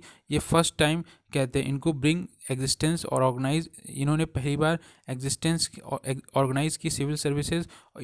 इन्होंने ट्राई करा कि चेक किया जाए जो करप्शन हो रहा है यहाँ पे, ये भी चेक किया। पहला उन्होंने रेज करा civil servant salary, civil services उनकी सिविल सर्वेंट्स की सैलरी बढ़ा दी गई जिससे वो करप्शन ना करें। Strict enforcement of the rules against private trade जो लोग करते थे उस पर भी बहुत ज़्यादा स्ट्रिक्ट रूल्स लगा दिए गए। जो debarring civil servant from taking present bribes, और ये जो प्रेजेंट्स और जो ब्राइब्स घूस लेते थे ये भी सब डिबार करने को कहा गया। इन्फोर्स किया गया जो प्रमोशन थ्रू सीनियरिटी, जो प्रमोशन के लिए इनको इन्फोर्स किया गया सीनियरिटी लेवल पे, आप कहते हैं प्रमोशन करी। वेजली 1800 में लॉर्ड वेजली गवर्नर जनरल जो रहा 1798 से 1885, ये सेटअप करता है एक Fort William college for the training of new recruit. 1806 में वेजली जो होता है कॉलेज ये डिसअप्रूव कर दिया जाता है कोर्ट ऑफ डायरेक्टर्स के द्वारा instance of the East India company जो सेटअप करता है Haileybury in England. Fort William college जो सेट हुआ था ट्रेनिंग करने के लिए वो हटा के फिर से लंदन में हैरली बरी इंग्लैंड में जो 2 साल की ट्रेनिंग वहाँ पे होती थी। Charter act 1853, charter act of 1853 में जो चार्टर एक्ट 1853 का उसमें कहा गया कि कंपनी की जो पैटर्नेज इंजॉयमेंट रिक्रूटमेंट जो है ये थ्रू ओपन कंपटीशन के द्वारा होनी चाहिए। और इंडियंस जो हैं वो क्या कहते हैं उनको Baird from the high post from the very beginning, शुरुआती तौर पे उनको इंडियंस को ऊंची पोस्टों पे नहीं रखा जाए। कॉर्नवेल्स का जो थॉट था every native of Hindustan is corrupt, जितने भी नेटिव हैं हिंदुस्तान के वो सब करप्ट हैं। इसलिए जो चार्टर एक्ट 1793 था वो रिजर्व करता था जितनी भी पोस्ट हैं worth 500 pound per annum for the covenanted servant of the company. ये जो रीज़न था एक्सक्लूजन ऑफ इंडियंस, जिसमें ये ब्रीफली कहा गया था कि only the English could establish administrative service serving British interest, केवल अंग्रेज ही ब्रिटिश इंटरेस्ट को सर्व कर सकते हैं एडमिनिस्ट्रेशन में। और ये जो बिलीव था इंडिया जो है इनकैपेबल हैं, अनट्रस्टवर्थफुली हैं और इनसेंसिटिव भी हैं। इंडियंस को कहा जाता था कि ये इनकैपेबल हैं, अनट्रस्टीफुली हैं और इनसेंसिटिव हैं ब्रिटिश इंटरेस्ट को लेके। जो फैक्ट था कि हाई जो competition among Europeans themselves for the lucrative post, so जो ऑफर किया जाता था देन टू इंडियंस। ऑल्दो जो चार्टर एक्ट 1833 था theoretically threw open for the service of Indians, लेकिन जो रिलीवेंट पोजीशन प्रोविज़न थी ये रियली इम्प्लीमेंट होती हैं बाद में। 1857 के बाद जो इंडियन क्लेम करते हैं जो उनको भी शेयर किया जाए हायर सर्विसेज में, लेकिन जो प्रोक्लेमेशन होता है 1858 का डिक्लेयर करता है जो इंडियन जो ब्रिटिश है का इंटेंशन है इंक्लूड करना इंडियंस फ्रीली और impartially in the office under the civil services. Indian civil services act 1861, Indian civil services act 1861 ये एक्ट रिजर्व करता था सर्टेन जो ऑफेंस थे फॉर कन्वीनेटेड सिविल सर्वेंट, बट जो एग्जामिनेशन वो होता था इंग्लैंड में इन ब्रिटिश लैंग्वेज, और ये जो क्लासिकल लर्निंग होती थी ग्रीक और लैटिन होती थी। और जो मैक्सिमम परमिसिबल एज थी, जो मैक्सिमम परमिशनेबल एज थी वो ग्रेजुअली रिड्यूस करी गई थी फ्रॉम 23 टू 22, बाद में 21 करी गई, बाद में 19 कर दी गई। 1878 तक आते आते ये 19 हो गई। 1863 में सत्येंद्रनाथ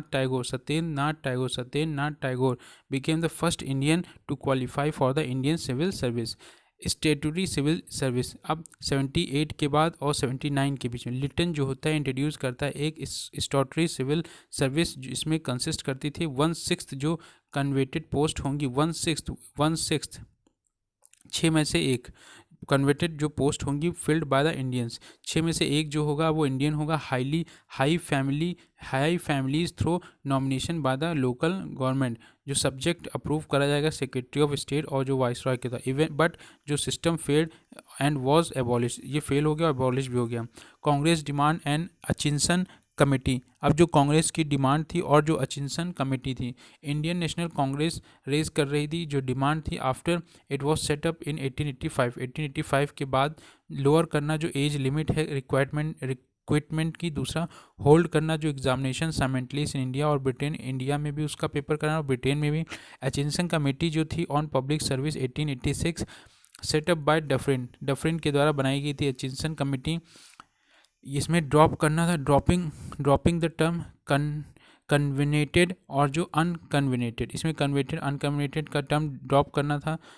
जो क्लासिफिकेशन था civil service into imperial Indian civil service और प्रोविजनल सिविल सर्विस और जो सबऑर्डिनेट सिविल सर्विसेज, तो इन्होंने 3 लेवल पे सिविल सर्विसेज की डिमांड रखी। एक तो इंपीरियल सिविल सर्विसेज होगी, दूसरा प्रोविजनल सिविल सर्विसेज होंगी और एक सबऑर्डिनेट सिविल सर्विसेज होंगी। और जो एज होगी वो लिमिट कर दी गई 23। 1893 जो हाउस ऑफ कॉमन्स था इंग्लैंड में वो पास करता है एक रेजोल्यूशन सपोर्ट करना था होल्डिंग द साइमल्टेनियस जो एग्जामिनेशन हो रहे थे इंडिया और इंग्लैंड में, बट जो रेजोल्यूशन था वो नेवर इम्प्लीमेंटेड। किम्बरले जो सेक्रेटरी ऑफ स्टेट थे उन्होंने कहा it is indispensable that adequate number of members of the civil services always be European। उसने किम्बरले ने कहा जो ये नंबर है सिविल सर्विसेज में वो हमेशा यूरोपियंस ही होने चाहिए। मॉनफोर्ड रिफॉर्म 1919 का मॉनफोर्ड रिफॉर्म में कहा गया स्टेट जो रियलिस्टिक पॉलिसी है stated realistic policy if a responsible government is to be established in India, the more Indians we can employ in the public service the better। अगर हम एक रिस्पॉन्सिबल गवर्नमेंट बनाना चाहते हैं भारत में तो हमें ज़्यादा से ज़्यादा इंडियंस को एम्प्लॉय करना होगा पब्लिक सर्विस में। अब जो रिकमेंड किया गया कि holding of the simultaneous examination in India और इंग्लैंड दोनों जगह साइमल्टेनियस एग्जामिनेशन हो, और रिकमेंड किया गया कि 1/3 जो रिक्वायरमेंट है वो मेड इन इंडिया इटसेल्फ, 3 में से 1 जो रिक्वायरमेंट है वो इंडिया में हो, और ये रेज एनुअली बाय 1.5%, 1.5%। ली कमीशन 1924 में ली कमीशन आता है। ली कमीशन जो रिकमेंड देता है कि सेक्रेटरी जो स्टेट है should continue to recruit the ICS Indian civil services और irrigation branch of the service of engineers और इंडियन फॉरेस्ट सर्विस। इन्होंने कहा कि भैया एक इंडियन जो इरिगेशन ब्रांच है सिविल सर्विस ऑफ इंजीनियर्स की और एक इंडियन फॉरेस्ट सर्विस होनी चाहिए। जो रिक्रूटमेंट था ट्रांसफ़र करना जो फील्ड्स जैसे education civil medical services be made by provincial government. जो एजुकेशन, सिविल, मेडिकल सर्विसेज थी, ये प्रोविंशनल गवर्नमेंट के द्वारा भरी जाएँ, और जो डायरेक्ट रिक्वायरमेंट होगी इंडियन सिविल सर्विसेज वो on the basis of 50-50 parity between European और इंडियंस। अब 50-50, अभी जो 6 में से एक था वो 50-50 की बात कर रहे हैं, be reached by in 15 year. अब जो पब्लिक सर्विस कमीशन है ये इमीडिएटली इस्टेब्लिश होता है, और ये गवर्नमेंट ऑफ इंडिया एक्ट 1919 के साथ गवर्नमेंट ऑफ इंडिया एक्ट 1935 में रिकमेंड किया गया, जो इस्टेब्लिशमेंट करना चाहिए एक फेडरल पब्लिक सर्विस कमीशन, जिसे आगे चल के यूपीएससी कहते हैं, और provisional public service commission under their sphere. बाद में जो इनकी पोजीशन है, कंट्रोल और जो अथॉरिटी है वो remain in the British hand, और जो प्रोसेस है Indianisation of the civil services did not put effective जब तक कि पॉलिटिकल पावर इंडिया के हैंड में नहीं आती। Since Indian bureaucrats act as जो इंडियन ब्यूरोक्रेट्स होते थे वो act as a agent of the European rule colonial rule. जो इवोल्यूशन किया गया civil services under the British rule, जो इंडियन है वो सिस्टमेटिकली एक्सक्लूड किए गए फ्रॉम द लॉ, और जो पॉलिसी मेकिंग बॉडी थी, और mostly kept out of the institution जो रिस्पॉन्सिबल थी फॉर पॉलिसी इम्प्लीमेंटेशन। जो यूरोपियन सुप्रीमेसी थी वो एज्यूम की गई जो सिविल सर्विसेज है as in the other sphere of governance. ये जो थी मेनली डन दो तरीके से। पहला, जो इंडियन है वो began to enter the coveted rank of the Indian civil services, और सिंस 1863 बाद में जो एंट्री थी सिविल सर्विसेज की वो भी still extremely difficult for the Indians. जो इंट्रेंस एग्जामिनेशन था फॉर आईसीएस वो भी क्या कहते हैं लंदन में और इंग्लिश में होता था। लंदन में इंग्लिश मीडियम ओनली। जो सब्जेक्ट इसमें इंक्लूड किए गए थे इसमें क्लासिकल ग्रीक होती थी, लैटिन लर्निंग करनी पड़ती थी। जो मैक्सिमम एज थी अपेयरिंग करने की एट द एग्जामिनेशन वो भी रिड्यूस कर दी गई थी, 23 कर दी गई थी 1859 में, और ये 19 लगभग 1870 में जो लिटन के समय। जो जितने भी की पोजीशन होती थी पावर और जो अथॉरिटी वो सब वेल पे करी जाती थी यूरोपियन ऑक्यूपाइड बाय यूरोपियंस। और जो स्लो प्रोसेस था इंडियनाइजेशन ये लगभग 1980 तक रहा अंडर द नेशनलिस्ट प्रेशर, और जो इम्पोर्टेंट सीनियर पोजीशन होती थी वो हमेशा ऑक्यूपाइड करी जाती थी यूरोपियंस के द्वारा। लेकिन जो इंडियंस थे वो रियलाइज़ कर रहे थे जो इंडियनाइजेशन होना चाहिए सिविल सर्विसेज का had not in any way जो ट्रांसफ़र करना चाहिए इफेक्टिव जो पावर इनटू इंडियन हैंड्स। जो इंडियन मेंबर थे सिविल सर्विसेज के वो continue to serve imperialistic interest of the British masters. Evolution of the police system in modern India. Modern India में police system का कैसे क्या कहते हैं मॉडर्नाइजेशन हुआ। प्री कॉलोनियल इंडिया, जब प्री कॉलोनी थी इंडिया उस समय जो गवर्नमेंट होती थी अंडर मुगल्स और जो अदर नेटिव स्टेट्स होते थे वो ऑटोक्रेटिक होती थे नेचर में, और उनके अंदर लैक ऑफ सेपरेट और फॉर्मल पुलिस सिस्टम देखा जाता था।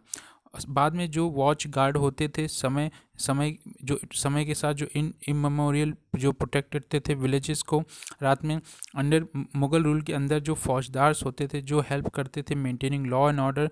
जो आमील्स होते थे, आमील्स जो होते थे वो बेसिकली रेवेन्यू कलेक्टर होते थे। जो फौजदार होते थे वो लॉ एंड ऑर्डर मेंटेन करने में हेल्प करते थे। जो आमील्स होते थे वो रेवेन्यू कलेक्टर होते थे, और जो कंटेंट करते थे विद रिबेल इन एनी। कोतवाल जो होता था वो रिस्पॉन्सिबल होता था जो maintenance law and order in the city, शहरों में कोतवाल होता था। और इस तरीके से ड्यूरिंग द डाउल, जब तक डाउल नेचर चला बंगाल में, बिहार, उड़ीसा में बिटवीन 1765 से लेके 72 तक जमींदार जो थे वो जमींदार जो होते थे वो expected to maintain staff including जिसमें थानेदार होते थे फॉर लॉ के लिए थानेदार जो law order duties law and order मनाने के लिए थानेदार, और मेंटेनिंग पीस साथ में डील करते थे जो क्राइम और क्रिमिनल्स होते थे। बट वेरी ऑफन जो जमींदार होते थे नेगलेक्ट ये करते थे अपनी ड्यूटीज़ को, और इस तरीके से कहा जा they are even said to be excluded और डिक्वाइटीज जितनी भी ये डकैती होती थी शेयर देयर लूट्स, और ये शेयर भी करते थे उस लूट में।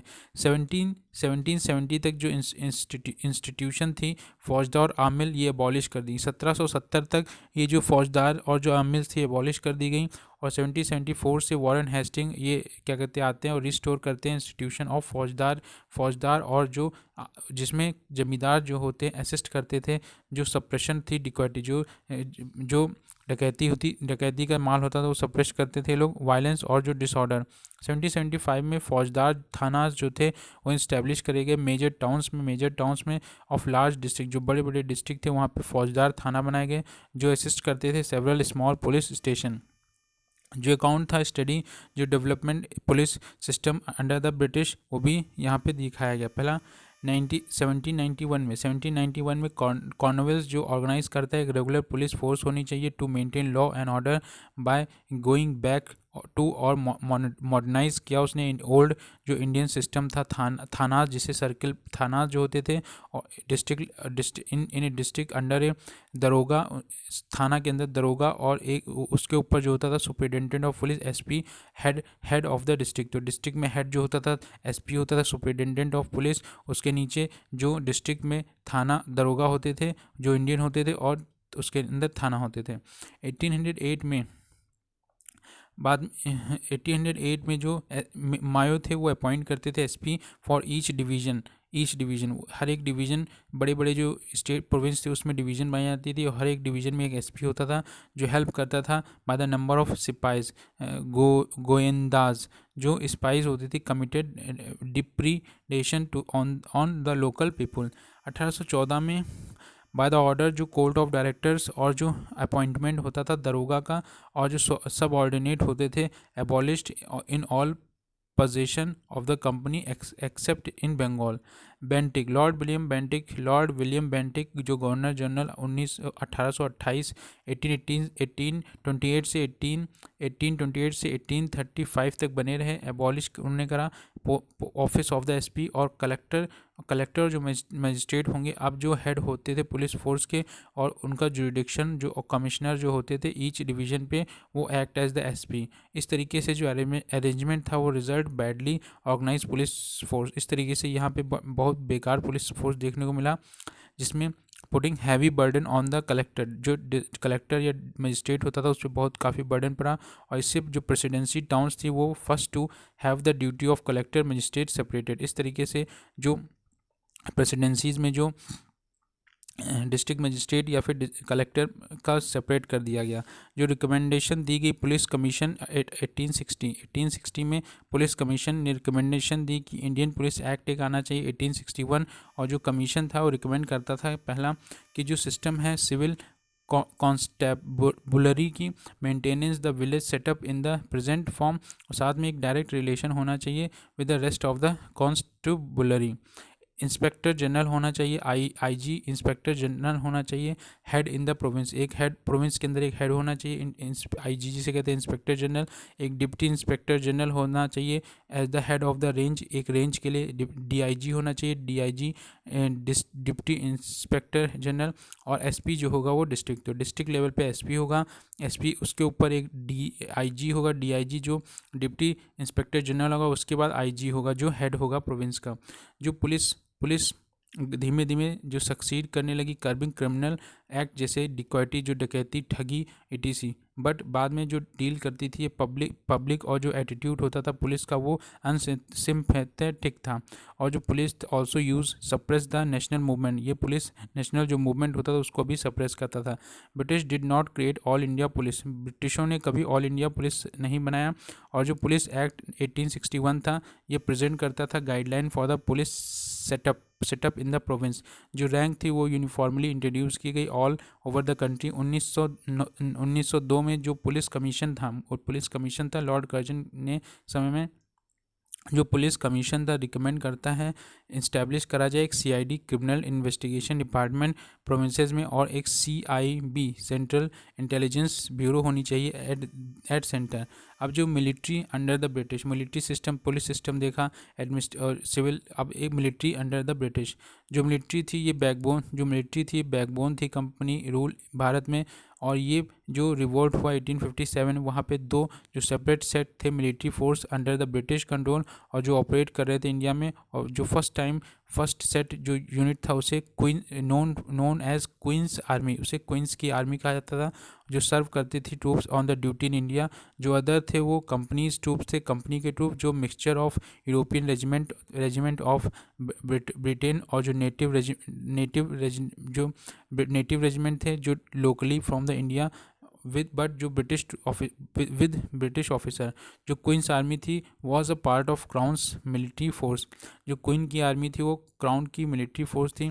1857 के बाद जो सिस्टमेटिक रीऑर्गेनाइजेशन किया गया आर्मी का, और डेफरिन जो वार्न करता है दिसंबर 1888 में कि जो British should always remember the lesson, जो क्या कहते हैं learn with the tribal experience of 30 years ago, जो 1857 में हुआ था। ये प्रिवेंट करता था कि रिकरेंस ना हो ऑफ अनदर रिवोल्ट, इसलिए ये मेन रीज़न जो था रीऑर्गेनाइजेशन का। इंडियन आर्मी जो थी वो यूज़ कर रही थी defend Indian territory of the empire, साथ में फ्रॉम इम्पेरियलिस्टिक पावर जैसे कि रशिया और जर्मनी और फ्रांस से भी। इंडियन जो ब्रांच थी आर्मी की वो यूज़ करती थी एक्सपेंशन इन एशिया और साथ में अफ्रीका। जो ब्रिटिश सेक्शन था वो यूज़ कर रहा था आर्मी ऑफ ऑक्यूपेशन, और जो अल्टीमेट जो गारंटी थी British hold over India. To begin with, इसके साथ क्या होता है जो डोमिनेशन होता है यूरोपियन ब्रांच का, जो इसी के साथ डोमिनेशन जो होता है यूरोपियन ब्रांच का ओवर इंडियन ब्रांचेस, और इस तरीके से जो कमीशन होता है 1859 और 1879, ये instant on the principle of 1/3 जो है 1/3 वाइट आर्मी होनी चाहिए। 1/3 एक 3 में से 1 वाइट आर्मी होनी चाहिए, और 40% ये लगभग बिफोर 1857 में था। फाइनली जो प्रोपोर्शन था यूरोपियंस का वो इंडिया में लगभग केयरफुली फिक्स कर दिया गया, 1:2 इन द बंगाल आर्मी और 2:5 इन द मद्रास और बॉम्बे। मतलब 5 में से 2 जो होंगे वो यूरोप के होंगे मद्रास और बॉम्बे में, और 2 में से 1 जो होगा बंगाल आर्मी। इस तरीके से जो स्ट्रिक्ट यूरोपियन मोनोपोली थी ओवर की जोग्राफिकल लोकेशन और डिपार्टमेंट्स में, जैसे कि आर्टिलरीज में टैंक और आर्म्ड क्रॉप्स जो थी वो मेंटेन करी गई। जो इवन जो राइफल्स जो दी जाती थी इंडियंस को वो भी इन्फीरियर क्वालिटी की दी जाती थी 1900 तक। इंडियंस जो थे वो not allowed high tech department से, उनको अलाउ नहीं किया till second world war. No Indian, कोई भी इंडियन जो अलाउ नहीं किया जाता था। ऑफिशियल रैंक हाईएस्ट जो रैंक होती थी इंडिया में कुड रीच टिल 1940 तक उनको सूबेदार उनकी हाईएस्ट पोस्ट हुआ करती थी। ओनली 1918 के बाद जो इंडियन है वो अलाउ किए जाते थे इन कमीशन रैंक। बाद लेट में 1926 में जो इंडियन सैंडहर्स्ट कमेटी जो है विजुलाइज करती है 50% जो इंडियनाइज्ड ऑफिशियल कैडर फॉर 1952, और इस तरीके से इंडियन जो ब्रांच थी वो रिकॉग्नाइज करती थी on the basis of the policy of the balance और काउंटर पॉइज और divide and rule. The 1879 army commission जो होती है एम्फेसाइज करती थी कि next to the grand counterpoise of the sufficient European force comes the counterpoise the native against native जो है ये सही नहीं है, इसलिए हमें थोड़ा आइडियोलॉजी चेंज करनी होगी। जो आइडियोलॉजी थी मार्शल रेसेस की और जो नॉन मार्शल रेसेस की वो भी एज्यूम की जाती थी। जो गुड सोल्जर्स होते थे हमेशा फ्रॉम स्पेसिफिक कम्युनिटी से होते थे, जो डेवलप किया जाता था particularly for the late 1880s तक अंडर लॉर्ड रॉबर्ट्स जो कमांडर इन चीफ थे 1887 और 1892 तक। बाद में यूज़ किया जाता है जस्टिफाई डिस्क्रिमिनेटरी रिक्रूटमेंट जो policy directed towards Sikh, Gorkha और पठान। बाद में ये बंगाल उत्तर प्रदेश से लिया करते थे, इन्होंने चेंज किया और अब डायरेक्ट जो रिक्रूटमेंट होती थी सिख गोरखा और पठान जो होते थे उनको भर्ती किया गया। जो रिवोल्ट में बाद में जो रिलेटिवली मार्जिनल सोशल ग्रुप्स जो थे उनको भी उनको अफेक्ट किया नेशनलिज्म को। जो सोल्जर थे अवध, बिहार, सेंट्रल इंडिया और जो साउथ इंडिया, और इनका पार्टिसिपेशन जो रिवोल्ट में था वो declare to be non martial. बाद में जो कास्ट और कम्युनल कंपनीज थी वो भी इंट्रोड्यूस की गई इन ऑल रेजिमेंट और इंडियन रेजिमेंट में जो मिक्सचर था वेरियस सोशो एथनिक ग्रुप्स का to balance each other. Communal caste और जो ट्राइबल और रीजनल कंसाइज जो थे वो इनकरेज किया गया, जो चेक किया जा सके जो ग्रोथ है nationalist feeling among the soldiers. जो चार्ल्स वुड था वो सेक्रेटरी ऑफ स्टेट जो इंडिया का था, उसने कहा था I wish to have a different और revival spirit in different regiment so that Sikh may fight fire into Hindu, Gorkha into either without any scruple in the case of need. इस तरीके से वो अपोजिट टर्म में रखते थे अपने army को, जिससे वो शूट करने में हिचकिचाए ना। फाइनली जो कंसेस होता है एफर्ट वो मेड टू आइसोलेट करना सोल्जर्स फ्रॉम द लाइफ और थॉट जो रेस्ट ऑफ द पॉपुलेशन है, और जो मेजर्स हैं वो प्रिवेंट करना जो न्यूज़पेपर जर्नल और नेशनलिस्ट जो पब्लिकेशन होते थे उनकी पहुंच से दूर रखे जाते थे। ऑन द होल जो ब्रिटिश इंडियन आर्मी थी वो remained A costly military machine. Development of judiciary in British India. अब भारत में जो प्री कॉलोनियल टाइम में जो मुगल एरा था उसमें क्या कहते हैं जो जुडिशरी सिस्टम था वो होल नाइदर एडॉप्ट करता जाता था प्रॉपर प्रोसीजर, ना ही वहाँ पे कोई प्रॉपर ऑर्गेनाइजेशन होती थी लॉ कोर्ट्स में इन रेगुलर जो graduation from the highest to the lowest, और ना ही कोई प्रॉपर डिस्ट्रीब्यूशन था कोर्ट्स का in proportion to the area सब। अब इसलिए यहाँ पे एक बल्क ऑफ लिटिगेशन जो थी अमंग मुस्लिम हिंदूज़ और जो डिसाइड करती थी बाय कास्ट एल्डर्स और जो विलेज पंचायत और जमींदार के द्वारा। मुस्लिम में जो यूनिट ऑफ जुडिशल एडमिनिस्ट्रेशन थी वो काजी थी, और जो ऑफिस था वो रिलीजियस पर्सन होता था जो लोकेट करता था प्रोविंशियल कैपिटल में, टाउन्स में और सूबाज में। जो राजा होते थे बादशाह होते थे वो कंसिडर किए जाते थे fountain head of the justice का सबसे बड़ा हेड वही माने जाते थे। और ये जो प्रोसेस था ये dispensing justice could be arbitrary, ये जो लॉ था कुछ भी जो आर्बिट्री जो मन में आता था वो सज़ा दे दिया करते थे।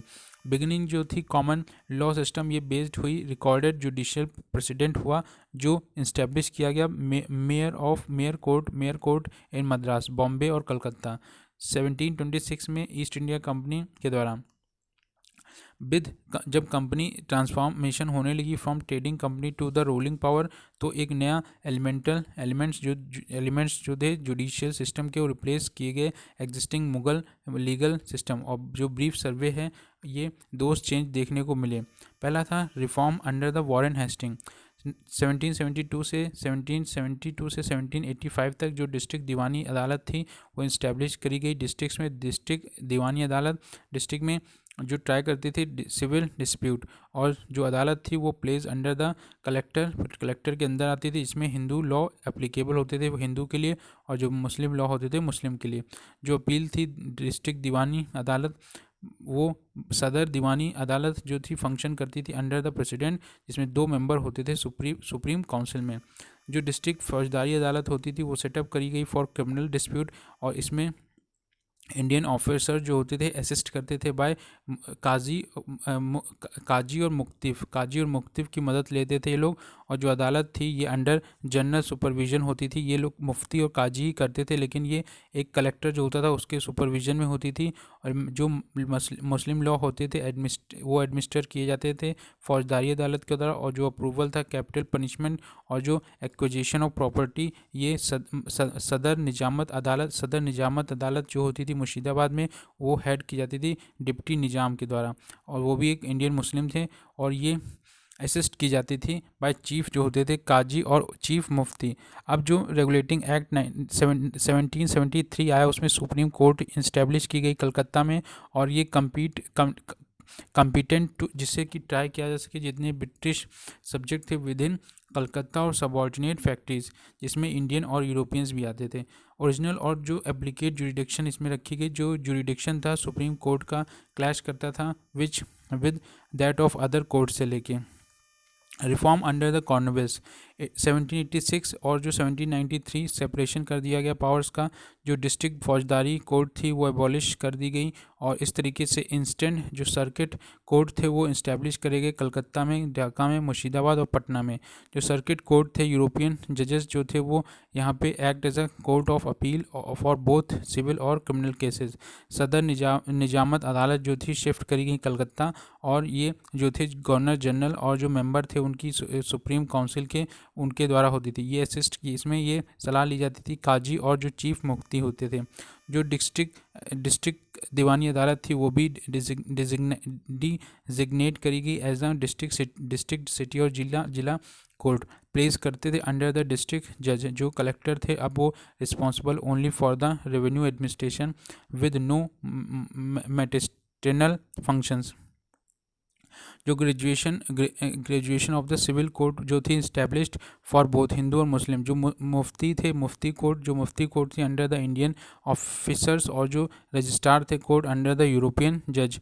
जो डिस्ट्रिक्ट कोर्ट थी अंडर द डिस्ट्रिक्ट जज और जो फोर्थ सर्किट कोर्ट थी ये प्रोविजनल कोर्ट थी ऑफ अपील। जो सदर दीवानी अदालत थी एट कलकत्ता और जो king in council for appeal of £5,000 and above. जो कॉर्नवेल्स कोड वो भी बनाया गया और एक यहाँ पे सेपरेशन कर दिया गया रेवेन्यू और जस्टिस एडमिनिस्ट्रेशन को। यहाँ पे कॉर्नवेल्स कोड के अंदर जो सेपरेशन करी गई रेवेन्यू और जस्टिस एडमिनिस्ट्रेशन को, यूरोपियन सब्जेक्ट जो हैं वो भी ब्रॉट अंडर जुरिडिक्शन और जो गवर्नमेंट ऑफिसर्स होंगे वो आंसरेबल होंगे to the civil court for action और इस done in their official capacity. जो प्रिंसिपल था सोवरेनिटी का ऑफ लॉ वो भी बनाया गया। रिफॉर्म अंडर विलियम बेंटिक 1828 से 1833। जो 4 सर्किट कोर्ट्स एबॉलिश किए गए थे उसके बाद जो फंक्शन था वो ट्रांसफ़र कर दिया गया कलेक्टर के under the supervision of the commissioner of the revenue और सर्किट और जो सदर दीवानी अदालत और जो सदर निजामत अदालत थी वो भी सेटअप की गई इलाहाबाद में for the convenience of the people of upper provinces. जो टिल नाउ जो पर्शियन जो थी ऑफिशियल लैंग्वेज थी इन कोर्ट्स में, लेकिन अब यहाँ पे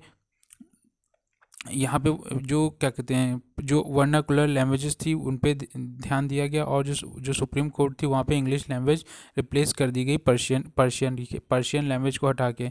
1833 में जो लॉ कमीशन बनता है अंडर जिसमें मैकुले जो होते हैं लॉ कमिश्नर होते हैं मेंबर होते हैं जो कोडिफाई करते हैं इंडियन लॉज का जिसमें CPC civil procedure code 1859, IPC Indian penal code ये जो 1860 और जो CPC CrPC criminal procedure code 1861 ये प्रिपेयर किया जाता है। लेटर डेवलपमेंट जो होते हैं 1860 में ये प्रोवाइड किया जाता है कि जो यूरोपियन का क्लेम है नो स्पेशल प्रिविलेज, नो कोई भी स्पेशल प्रिविलेज नहीं मिलनी चाहिए क्रिमिनल केसेस में। नो जज of Indian origin could try them, कोई भी इंडियन ओरिजिन का उन्हें क्या कहते हैं सज़ा नहीं सुना सकता। 1865 में सुप्रीम कोर्ट और जो सदर अदालत होती है वो मर्ज कर दी जाती हैं into the high court of Calcutta, Bombay और मद्रास। जो सुप्रीम कोर्ट और जो सदर अदालत होती हैं वो मर्ज कर दी जाती हैं high court of Calcutta, Bombay और मद्रास। 1865 में हाई कोर्ट बनती हैं।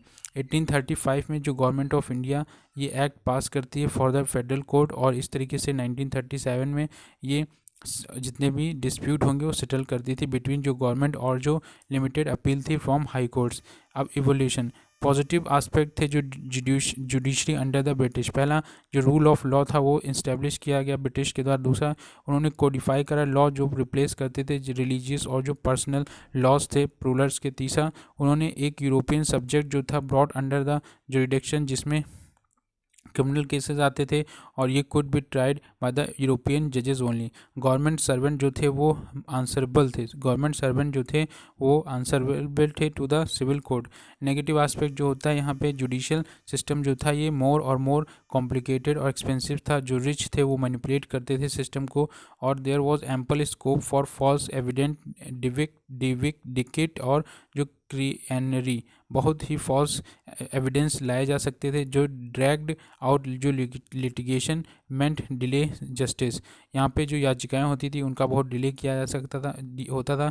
जो कोर्ट बिकम ओवरबर्डन, कोर्ट धीमे धीमे बहुत ओवरबर्डन हो गई एज जो लिटिगेशन इंक्रीज, याचिकाएं बढ़ती गई और जो यूरोपियन जजेस थे वो not familiar with the Indian usages और जो ट्रेडिशन। इंडियन जो यूरोपियन जज थे वो पूरा फैमिलियर भी नहीं थे भारत की ट्रेडिशंस जो थे। Major change in the administrative structure after 1857। जो मेजर चेंज किया गया एडमिनिस्ट्रेटिव स्ट्रक्चर जो था after 1857, genesis of the administrative changes, new state of colonialism, एक नई स्टेट ऑफ कॉलोनिज्म बनाई गई।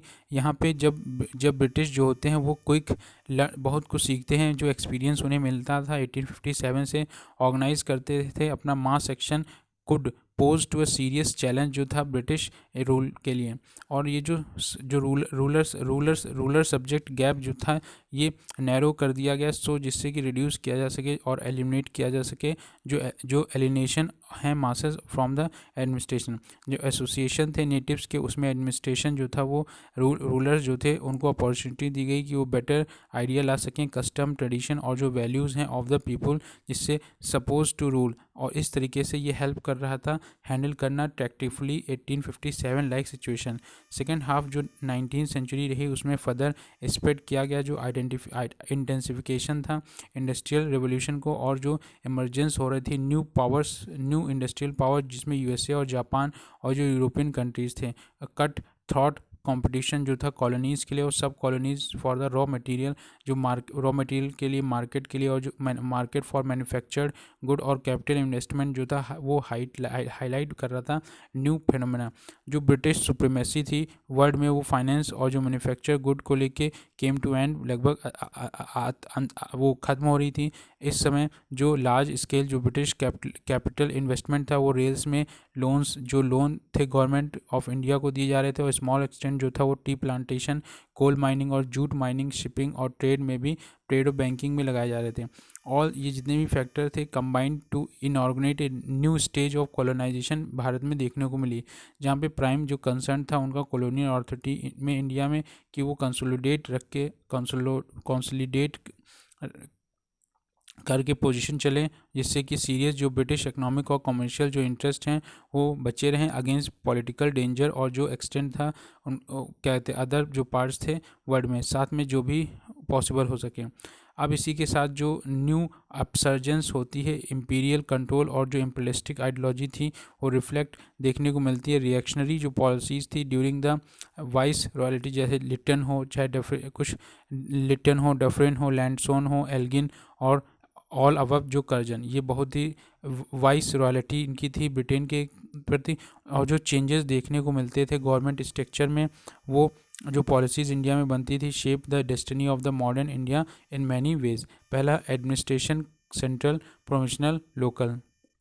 जो सेंट्रल गवर्नमेंट थी वहाँ पे जो act for better government of India 1858 के बाद जो ट्रांसफ़र किया गया power from East India Company to the British crown, जो कंपनी की लिमिटेशंस थी वो एडमिनिस्ट्रेट करती थी country in the complex situation जो थी वो एक्सपोज करी जा रही थी बाय द रिवोल्ट ऑफ 1857। बाद में जो नॉट मच अकाउंटेबिलिटी और जो पावर थी वो govern wield through a secretary of state, जिसमें क्या कहते हैं जो डायरेक्टर्स होते थे कंपनी के और जो बोर्ड ऑफ कंट्रोल होते थे, और जो सेक्रेटरी ऑफ स्टेट होता था वो मेंबर था ब्रिटिश कैबिनेट का, और ये असिस्ट करता था काउंसिल को। 15 काउंसिल मेंबर थे उसमें।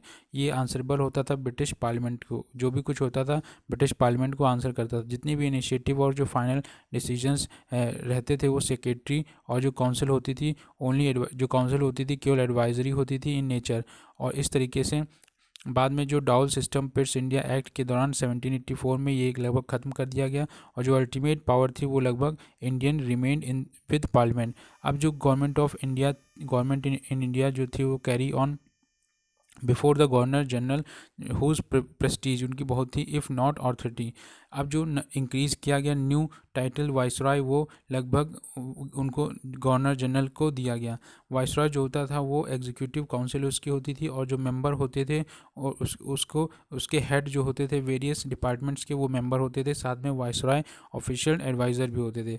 और इस तरीके से जो कंसंट्रेशन थी मेन ऑथोरिटी जो थी वो हैंड में वो सेक्रेटरी ऑफ स्टेट जो लंदन में थे उन्हीं के हाथ में थी एक तरफ, और दूसरी तरफ जो रिड्यूस हो रहा था वाइसरॉय का to the subordinate status, और साथ में जो एलिनेटेड द इंडियन जो पब्लिक ऑफ ओपिनियन होती थी गवर्नमेंट पॉलिसी मेकिंग में। और दूसरी तरफ जो इफेक्ट था इंक्रीजिंग इन्फ्लुएंस जो ब्रिटिश इंडस्ट्रियलिस्ट और merchants bankers over the company और over the government policy in India.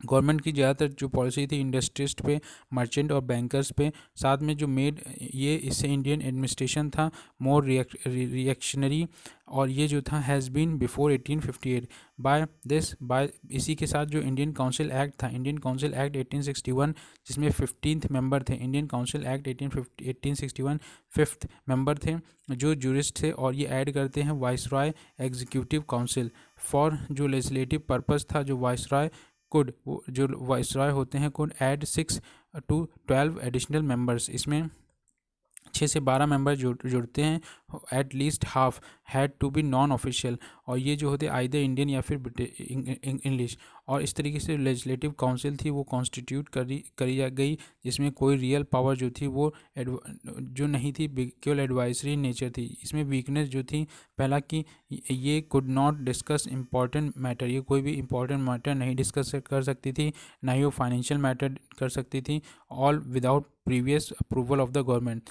और दूसरा, it had no control over the budget, budget पे कोई कंट्रोल नहीं था। तीसरा, it could not discuss executive action, कोई भी एग्जीक्यूटिव एक्शन भी नहीं डिस्कस कर सकते थे। फाइनल पास जो किया जाता था बिल, वो needed the viceroy approval, even if जो अप्रूव किया जाता था वाइसरॉय और secretary of state disallow legislation को भी डिसअलाउ कर सकते थे। जो इंडियन एसोसिएटेड थे नॉन ऑफिशियल में, उसमें जो मेंबर वो इलाइट सोसाइटी के थे, ओनली प्रिंसेस, लैंडलॉर्ड, दीवान्स, या फिर जो non representative of the Indian opinion को नहीं रिप्रेजेंट करते थे। जो वाइसरॉय थे वो इशू करते थे ऑर्डिनेंस, जो 6 महीने के लिए वैलिड रहती था in the case of emergency. जो ओनली इंपॉर्टेंट जो फंक्शन थे लेजिस्लेटिव काउंसिल के, वो इंड्योर्स करते थे ऑफिशियल मेजर्स, और ये give them the appearance of having pass by the legislative body, जो British government of India rename करती है before as a alien despotism.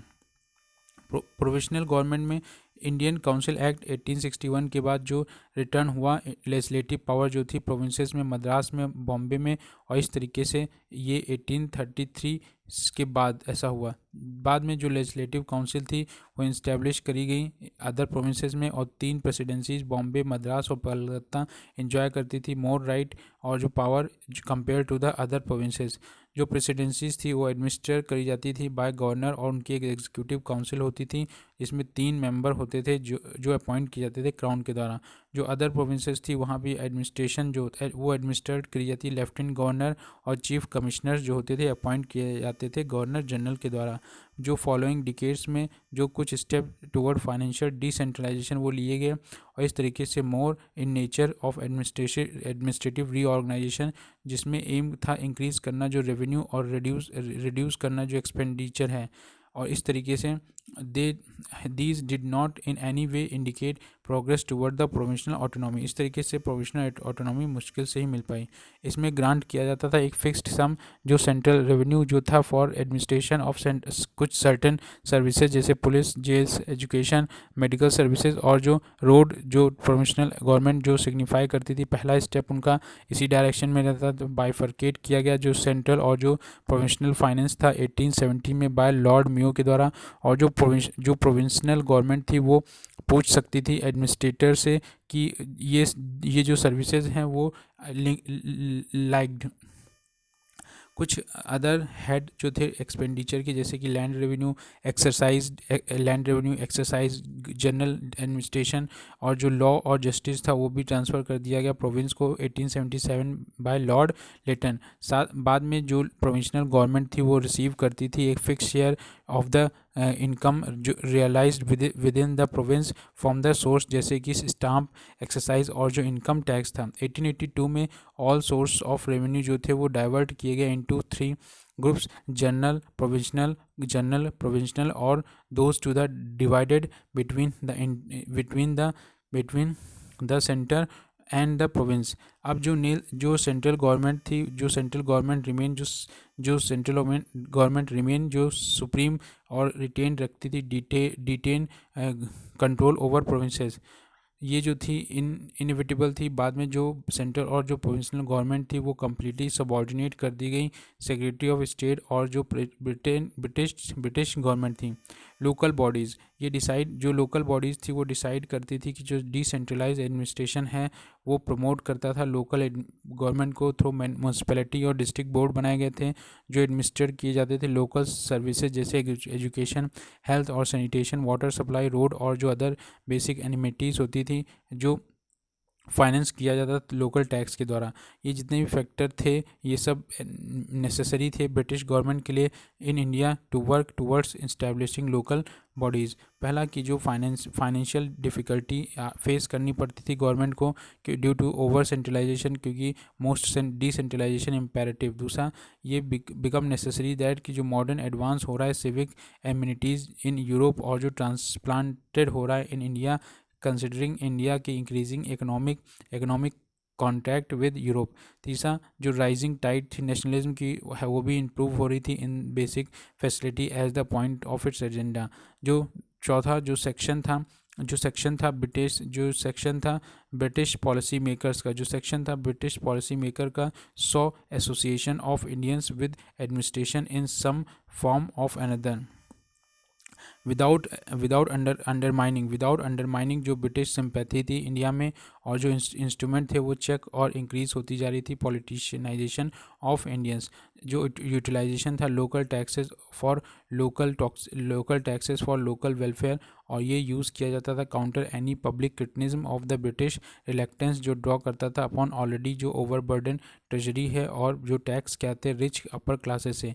Important जो स्टेजेस थी in evolution of local government can be identified as follows. पहला, between 1864 से 1868 तक जो local bodies थी पहली बार फॉर्म हुई इन द पीरियड, और जो मोस्ट केस थे वो कंसिस्ट किए गए जो नॉमिनेटेड मेंबर थे वो हेड करते थे डिस्ट्रिक्ट मजिस्ट्रेट के द्वारा, और जो कहते हैं not more than instrument of additional tax collection. Mayo resolution 1870 जो फाइनेंशियल डिसेंट्रलाइजेशन वो जो था लेजिस्लेटिव डीवैल्यूएशन करा गया in organized by the Indian council act 1861 apart from जो एनुअल ग्रांट था फ्रॉम इम्पीरियल गवर्नमेंट और जो प्रोविंशनल और गवर्नमेंट वो ऑथराइज करा गया कि वो रिसॉर्ट करें to local taxation to balance किया जा सके बजट, और इस तरीके से जो कंटेंट था ट्रांसफ़र करना जो सर्टेन डिपार्टमेंट ऑफ एडमिनिस्ट्रेशन और जो मेडिकल सर्विसेज, एजुकेशन, रोड्स और जो कंट्रोल करना था प्रोविंशनल गवर्नमेंट को। जो बिगनिंग हुई लोकल फाइनेंस मायो के समय रेजोल्यूशन से वो फोकस था लोकल इंटरेस्ट सुपरविजन करना और केयर करना जो नेसेसरी है सक्सेस इन द मैनेजमेंट, और जो फंड है डिवोटेड टू एजुकेशन, सैनिटेशन और जो मेडिकल रिलीफ और लोकल बिलीफ। इसीलिए मायो जो है काफ़ी काम करा उन्होंने, और जो वेरियस प्रोविंशनल गवर्नमेंट थी जैसे Bengal, Madras, North West Frontier, Punjab, ये म्यूनसिपल जहाँ पे इम्प्लीमेंट की गई पॉलिसी आउटलाइन। रिपन का रेजोल्यूशन जो था 1882 का, रिपन जो था वो डिज़ायर कि जो प्रोविंशनल गवर्नमेंट है वो अप्लाई हो इन the case of local body, और सेम जो प्रिंसिपल हो वो फाइनेंशियल डिसेंट्रलाइजेशन, जिसकी वजह से मायो जो था गवर्नमेंट बिगन करता है टूवर्ड। जो उसका कंट्रीब्यूशन था लॉर्ड मायो को इसीलिए father of local self government कहा जाता था इंडिया में, और जो मेन पॉइंट रेजोल्यूशन के थे पहला कि डेवलपमेंट होना चाहिए लोकल बॉडीज़ का जो एडवोकेट हो टू इम्प्रूव कर सके एडमिनिस्ट्रेशन, और जो इंस्ट्रूमेंट हैं पॉलिटिकल और पॉपुलर एजुकेशन। जो पॉलिसी है एडमिनिस्ट्रेटिंग लोकल जो अफेयर्स हैं थ्रू अर्बन, और जो rural bodies charge with definite duties और जो इंटरेस्टेड हों with suitable source of revenue. Non official जो मेजॉरिटी है इन दिस बॉडी जो could be elected in if the official thought that it was possible to introduce elections. जो non official हैं वो act as a chairperson of these bodies. जो official interference है वो भी रिड्यूस हो गई टू द मिनिमम, और जो exercise to revise the check जो act of the local bodies but not to dictate policies. जो ऑफिशियल एग्जीक्यूटिव सेक्शन था रिक्वायर्ड इन सर्टन केसेस, और इस तरीके से जो raising of loans, alienation of the municipal property, और जो इम्पोजिशन था new taxes, undertaking work costing more than a prescribed sum जो फ्रेम कर रहे थे रूल्स, और जो बाय लॉ जो इन साथ में जो परसोरेंस था of this resolution many act जो पास्ड बिटवीन 1883 और 1885 जो ग्रेटली ऑल्टर किया जा रहा था कंटिन्यूशन पावर और जो function of the municipal bodies in India. साथ में जो era effective local self governing bodies जो था स्टिल ए ड्रीम अनफुलफिल्ड जो एग्जिस्टिंग थी लोकल बॉडीज़ वो भी वेरियस ड्रॉबैक थे। जो इलेक्टेड मेंबर्स थे वो were in minorities in all district board और in many of the municipalities. जो फ्रेंचाइज थी वो भी बहुत लिमिटेड थी और जो डिस्ट्रिक्ट बोर्ड कंटिन्यू करते रहते थे to be head by the district official जिसमें नॉन ऑफिशियल जो generally came to be the head of the municipalities. जो गवर्नमेंट रिटेन कर रही थी स्ट्रिक्ट कंट्रोल और ये कुड सस्पेंड और जो सुपरसीड कर रही थी दीज बॉडीज़ एट विल। जो ब्यूरोक्रेसी है in fact did not share the liberal views और जो वाइसरॉय थे थ्रो थॉट कि जो इंडियन हैं वो अनफिट हैं फॉर सेल्फ गवर्नमेंट। इसलिए जो क्लोजिंग डिकेड था 19th सेंचुरी का with a period of imperialism और जो हाई प्रीस्ट होते थे वो क्रीड जो लालची होते थे और जो लॉर्ड कर्जन था वो took step to increase official control on local bodies. Royal commission जो है डिसेंट्रलाइजेशन 1908 जो पॉइंट आउट कि जो लैक ऑफ फाइनेंशियल रिसोर्सेज हैं ग्रेट स्ट्रबलिंग देखने को मिल रही है ब्लॉक लेवल पे in the effective functioning of the local bodies. जो commission made the following recommendation. पहला एम्फेसाइज करना जो विलेज पंचायत हैं should be interest with more power उनको दी जाए judicial jurisdiction in the petty cases और incurring expenditure on minor village work और विलेज स्कूल्स। स्मॉल जो फ्यूल्स और जो फोल्डर्स रिजर्व हैं उन पे जो पंचायत है given adequate source of income. पहला कि एम्फेसाइज करना जो इम्पोर्टेंस है सब डिस्ट्रिक्ट बोर्ड को इस्टेब्लिश करना एक तालुका और तहसील जो सेपरेट करेगी स्फीयर ऑफ ड्यूटी जो सेपरेट करेगी स्फीयर्स और ड्यूटीज़ और separate source of revenue from the sub district board और डिस्ट्रिक्ट बोर्ड। साथ में एक अर्ज करना जो विड्रॉल है existing restriction on the power of taxation और साथ में stoppage of regular grant in aid from the provincial government except for undertaking large project. जो म्यूनसिपैलिटीज़ हैं वो भी undertake the responsibility for primary education उनको दी जाए और जो मिडिल वर्नाकुलर स्कूल्स हैं अदरवाइज जो गवर्नमेंट है should relieve them any charges. ये जो रिगार्ड ऑफ सेकेंडरी एजुकेशन और जो hospital relief police veterinary work etc। Government of India resolution 1915 जो रेजोल्यूशन था कंटेन जिसमें ऑफिशियल व्यू जो था रिकमेंडेशन जो डिसेंट्रलाइजेशन कमीशन बाद में जो मोस्ट ऑफ द रिकमेंडेशन थी रिमेन ऑन पेपर पे ही रही और जो कंडीशन थी लोकल बॉडीज़ की continue to be to it left by Ripon. Resolution of May 1918 entire जो रिजोल्यूशन था देखा था जो इंटायर क्वेश्चन था लोकल सेल्फ गवर्नमेंट का in the light of announcement of August 1970 और ये डिक्लेयर करता था जो फ्यूचर डायरेक्शन होगी कॉन्स्टिट्यूशनल एडवांस वो towards grant of responsible government होनी चाहिए to the people of India. जो फर्स्ट स्टेप है towards the progressive realization of that ideals जो to be in the sphere for the local self government. जो resolution है suggest करता था local bodies जो हैं वो made representative as a possible of the people जो रियल और not normally authority vested in them under dyarchy. जो लोकल सेल्फ गवर्नमेंट हैं वो ट्रांसफ़र कर दिया जाएगा जो सब्जेक्ट अंडर पॉपुलर जो मिनिस्ट्रियल कंट्रोल है by the government of India act 1990 और ईच जो प्रोविंस होगी वो अलाउ की जाएगी कि डेवलप करे local self institution according to the provincial need और जो रिक्वायरमेंट है बट जो फाइनेंस है वो रिजर्व रखा जाएगा subject under the charge of executive counsellor. जो इंडियन मिनिस्टर्स हैं वो could not much work in the sphere of local self government from lack of fund क्योंकि पैसा नहीं होता। साइमन कमीशन में 1930 पॉइंट करता है कि जो लैक ऑफ प्रोग्रेस है विलेज पंचायत लेवल पे except in UP Bengal Bengal और मद्रास जो कमीशन वो सजेस्ट करती थी कि ये रेट्रोग्रेड स्टेप इंक्रीज करेगा provincial control over local bodies for the sake of efficiency. जो कमीशन है वो एडवर्सली कमेंट करता है कि जो रिलेक्टेंस है इलेक्टेड मेंबर्स वो इम्पोज करें लोकल टैक्सेस, और जो वहाँ से जनरली स्पीकिंग और जो मैनेजमेंट है फाइनेंस का वो लोकल बॉडी वो भी डेटोरिएटेड था सिंस जो इंट्रोडक्शन किया गया था of the reform 1990 government of India act 1935 afterward. जो प्रोविजनल ऑटोनॉमी थी वो लगभग गवर्नमेंट ऑफ इंडिया एक्ट जो 1935 का वो फर्दर इम्पीटस करता है जो डेवलपमेंट हो रहा था लोकल सेल्फ गवर्नमेंट इंस्टीट्यूशन इन इंडिया। जो पोर्टफोलियो फाइनेंस था under the control of popular जो मिनिस्ट्रीज थी, अब कहते हैं जो फंड था वो made available for the development of local bodies.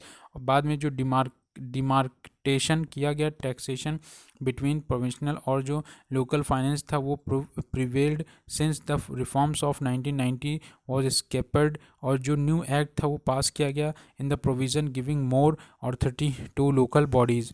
बाद में जो प्रोविंशनल रिसोर्स थे और जो पावर थी taxation of local institution remain more और less at the same level in the day of Ripon. जो आफ्टर 1935 जो कुछ न्यू रिस्ट्रिक्शन जो थी प्लेस करी गई on the power of the local bodies to levy और enhance the terminal tax on trade calling, और जो प्रोफेशनल म्यूनसिपल प्रॉपर्टी थी। जो provisional government seem to be ignored the liberal policy of granting wide power जो taxation की थी to local institution, और जो रिकमेंडेशन थी बाय द डिसेंट्रलाइजेशन कमीशन 1908। अब जो कॉन्स्टिट्यूशन ऑफ फ्री इंडिया था वो डायरेक्ट करता था कि जो स्टेट हैं वो गवर्नमेंट वो ऑर्गेनाइज करेंगी विलेज पंचायत, और जो इफेक्टिव ऑर्गन होगा लोकल सेल्फ गवर्नमेंट का आर्टिकल 40 के और अंदर। और 73rd और 74 जो अमेंडमेंट था वो एम कर रहा था कि वो प्लगिंग जो लूप होल्स थे स्ट्रक्चर में of local self governing institution in rural और अर्बन एरियाज़ में। इसी के साथ ये चैप्टर फिनिश होता है। Thank you.